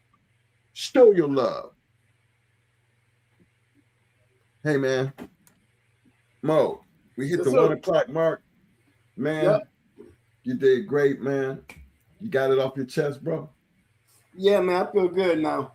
Okay. Like I said, I got big shout outs to Greenville Expendables and my motherfucking nephew. And I got a chance to hang out here with the real doggers tonight. I still want to come out there and hang out with y'all. You know, I'm gonna keep on hollering Tom until y'all give me somebody different than Tom. But I want to go somewhere where we all can just hang out. Hey, the next APDR show, fellas, my man Jesse put in a lot of work. South Bottom, they put in a lot of work, fellas. For those who did show up at South Bottom show, you know, I really wanted to be there. Timing was terrible for us, but you know what? Damn it! I know South Bottom's show probably pop up next year, but the APDR got some shit jumping off, and you know what? I'm going to reach out to Jesse because you know we need to start really advertising him. We need to help him, and I think we have the platform. And fellas, it ain't always got to be about the past. You put in that work. Them boys over there, APDR, they be some damn good-looking dogs showing up where people is really putting in that work. Yeah. And if you want to you really want to be a part of something that's going to get big, support South Bottom, support the APDR. To me, that's a start. But one damn thing for sure. First of all, respect the workers. Don't care what you do or how you do it, just put in that work. And then just understand when we tell you to always, I mean, for real, you better always scratch the win. Act like you know. This game ain't meant for everybody. But then it never was. Until Friday, y'all stay safe and just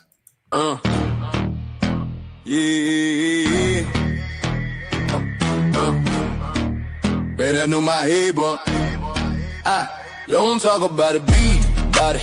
That's the code we live in the game with them people. See the proof and how to give from the pit to the trophies. Every chain, every game. Don't talk about it, be about it, be about it. Don't talk about it, be about it.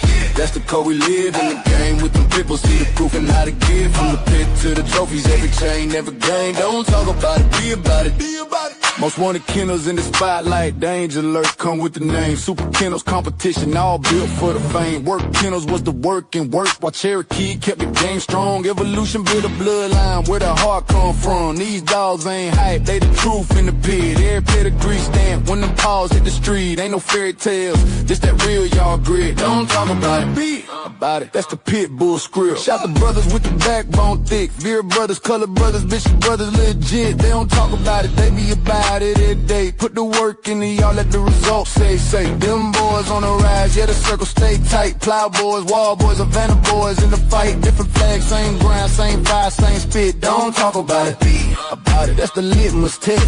Legs in the doom, behind set tone. Locked tight, locked in, carved in stone. Church boys hold it with the pit bull gauge. Fruit colors on, man, Sean B in the maze. Arsenal game bill, but your knife stay sharp. Only in America, walk them down, ram in the dark. DSK and Metal, high dog, pound by hard. When they hit, praise to the men who rock this shit. Don't talk about it, be about it. Yeah, they live it. Fat boy the legend, Lil Buster, real strong. Southern bulldog, keep the bloodline long. Latin force pressure, sniper don't miss. Shaded day, shaded with a killer instinct. Twist, super night power, unit whole rank. Boot camp, click hitting like the Sherman tank. Little fine with the vision. Tennessee dog pound, got their eyes on the pit. All legendary, really the shit. Don't talk about it, be about it. Yeah, they built it brick by brick. Talk about it. Yeah, they built it brick by brick. Talk about it. Yeah, they built it brick by brick. Talk about it. Don't talk about it, be about it. Don't talk about it.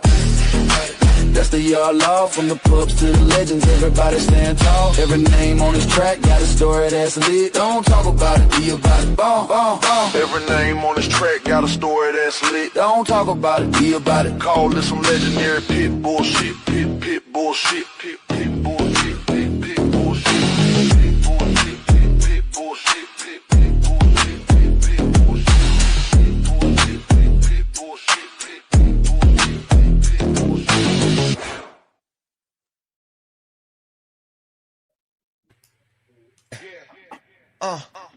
It's Mo and Mike in the house.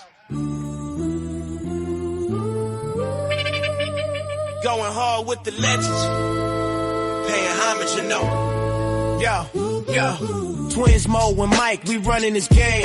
Legends in the making, never gonna be the same.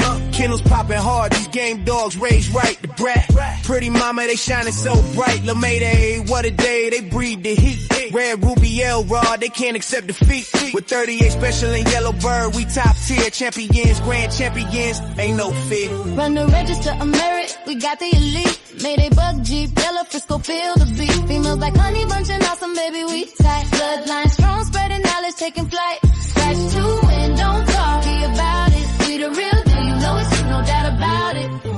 KPTO, the modern Earl Tudor. Got in the pack, making moves like a tutor. APT, family thick, like legends in the game. Legend of them, Triple M. Shout out the name, Deep South, Roadblock. We upholding tradition. Mama, Southern Kennels, we got that ambition. Hardcore hitters, Stone City brings the fire. The Abrahams, the fam lifting us higher. Run the register, I'm merit, we got the elite. Mayday bug Jeep, yellow Frisco, feel the beat. Females like honey bunch and awesome, baby, we tight. Bloodline strong, spreading knowledge, taking flight. Scratch to win, don't talk, be about it. We the real deal, you know it's true, no doubt about it. Listen up, respect the hustle, respect the grind. Ben, Nate Dogg, putting in work intertwined. Keeping that legendary status alive, you feel? Don't hate on the ride, catch the bus, we keep it real. What's history without a future? We pay the way, Captain. We make it happen, that's the play. So here's to the champions, run the race, stand tall. Twins Mo and Mike, we gon' answer the call. Legends in the game, yeah, we holding it down. In the world of game dogs, we wearing the crown. Run the register, I'm merit, we got the elite. Mayday bug Jeep, yellow Frisco, feel the beat. Females like honey bunch and awesome, maybe we tight. Bloodline strong, spreading knowledge, taking flight. Scratch to win, don't talk, be about it. We the real deal, you know it's true, no doubt about it.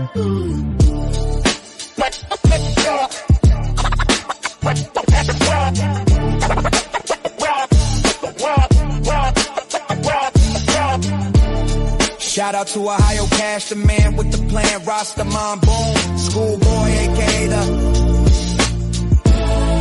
There's levels to this game. Develop your game. Develop your game. Develop your game. Develop your game. Rob.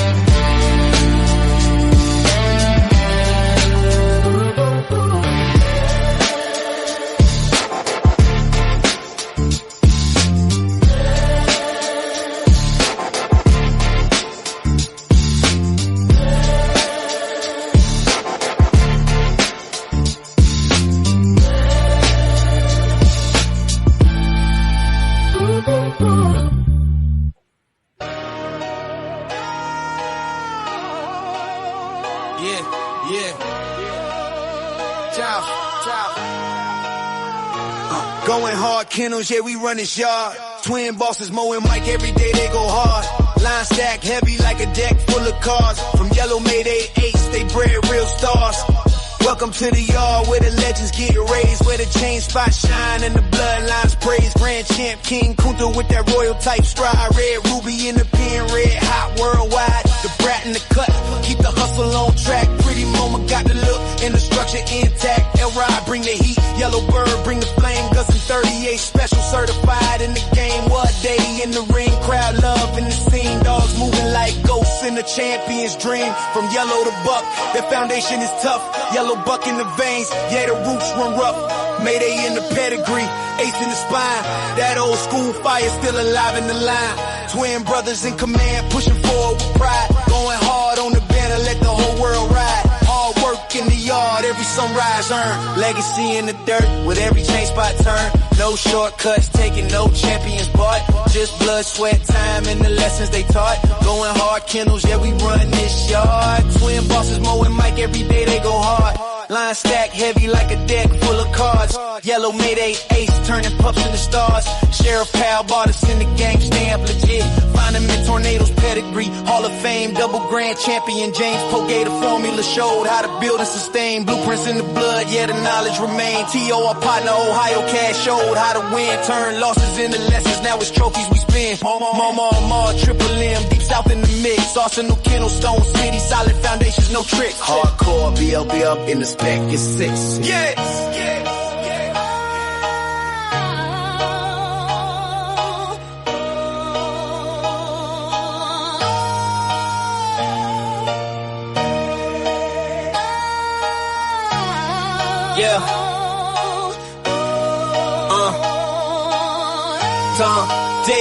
Tom, Tony Wade, Southern Kennels, real ones through time. Time from Pro Set, Windy City, combined in place, low tight, apex, pressure built for the chase. Gotta eat boys, black ice, hunger sharp as a blade. Third verse for the legacy, every debt fully paid.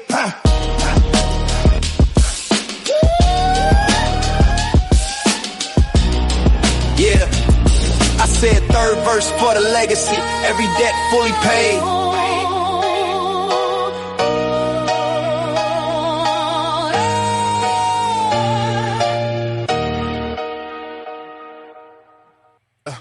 We in the trenches, feel that hunger in the air. Yeah. Welcome to the yard. If you're tough, you can stare. Yeah, welcome to the yard. Where the chain spots shine, bloodlines run deep, every pedigree's prime. The game Apbt, worldwide pride. You come correct, or stay the hell outside, legacy made. We grind, we hustle. Twin bosses, Mo and Mike locked in the scuffle. Yeah, we run the yard, iron fists and grit. When the sun comes up, no, we never gon' quit. Udo and Devo, legends carved in stone. Patrick Bolio made the yard they home. Tanned and yellow, they whisper through the trees. Echoes of greatness, feel that legacy breeze. Going hard, yeah, we run this yard. Nothing but the best. We don't play it soft, bloodline stack heavy, 52 waist strong in this dog-eat-dog world. We know where we belong, the yard where greatness prevail. Pressure creates knowledge and hard work. It's how history bakes, all on the fucking deal. Pressure creates knowledge and hard work. It's how history bakes. Tails in the dirt, every chain spot turn, lessons learned hard. Like the scars we earn, no shortcuts taken. Champions ain't bought, just blood and sweat. This legacy taught from Mayday to Ace, Buck to G. Every warrior counts, we ain't losing no sleep. Heat like a furnace, knowledge is the key. In the yard we trust, we got the pedigree. Feel the intensity, blaze in the fight. In the shadows of the yard, we rewrite the night. From the ring to the chain, we like kings cut out. Mo and Mike, every victory's what we shout. Going hard, yeah, we run this yard. Nothing but the best. We don't play it all. Bloodline stacked heavy, 52 waist strong. In this dog-eat-dog world, we know where we belong. The yard in the dirt, yeah. Knowledge and hard work, it's how history made. Y'all in the dirt, yeah. Knowledge and hard work, it's how history made. Yeah. Legacy in the dirt, yeah. Feel that fame. The game Apbt. Remember the name, so step back. If you can't handle the heat, the yard's going hard. Put the game on repeat, it's Mo and Mike. Kings in this game, going hard. Kennels, forever reign the same, nigga. Yeah, we in the trenches, feel that hunger in the air. Yeah. Welcome to the yard. If you're tough, you can stare.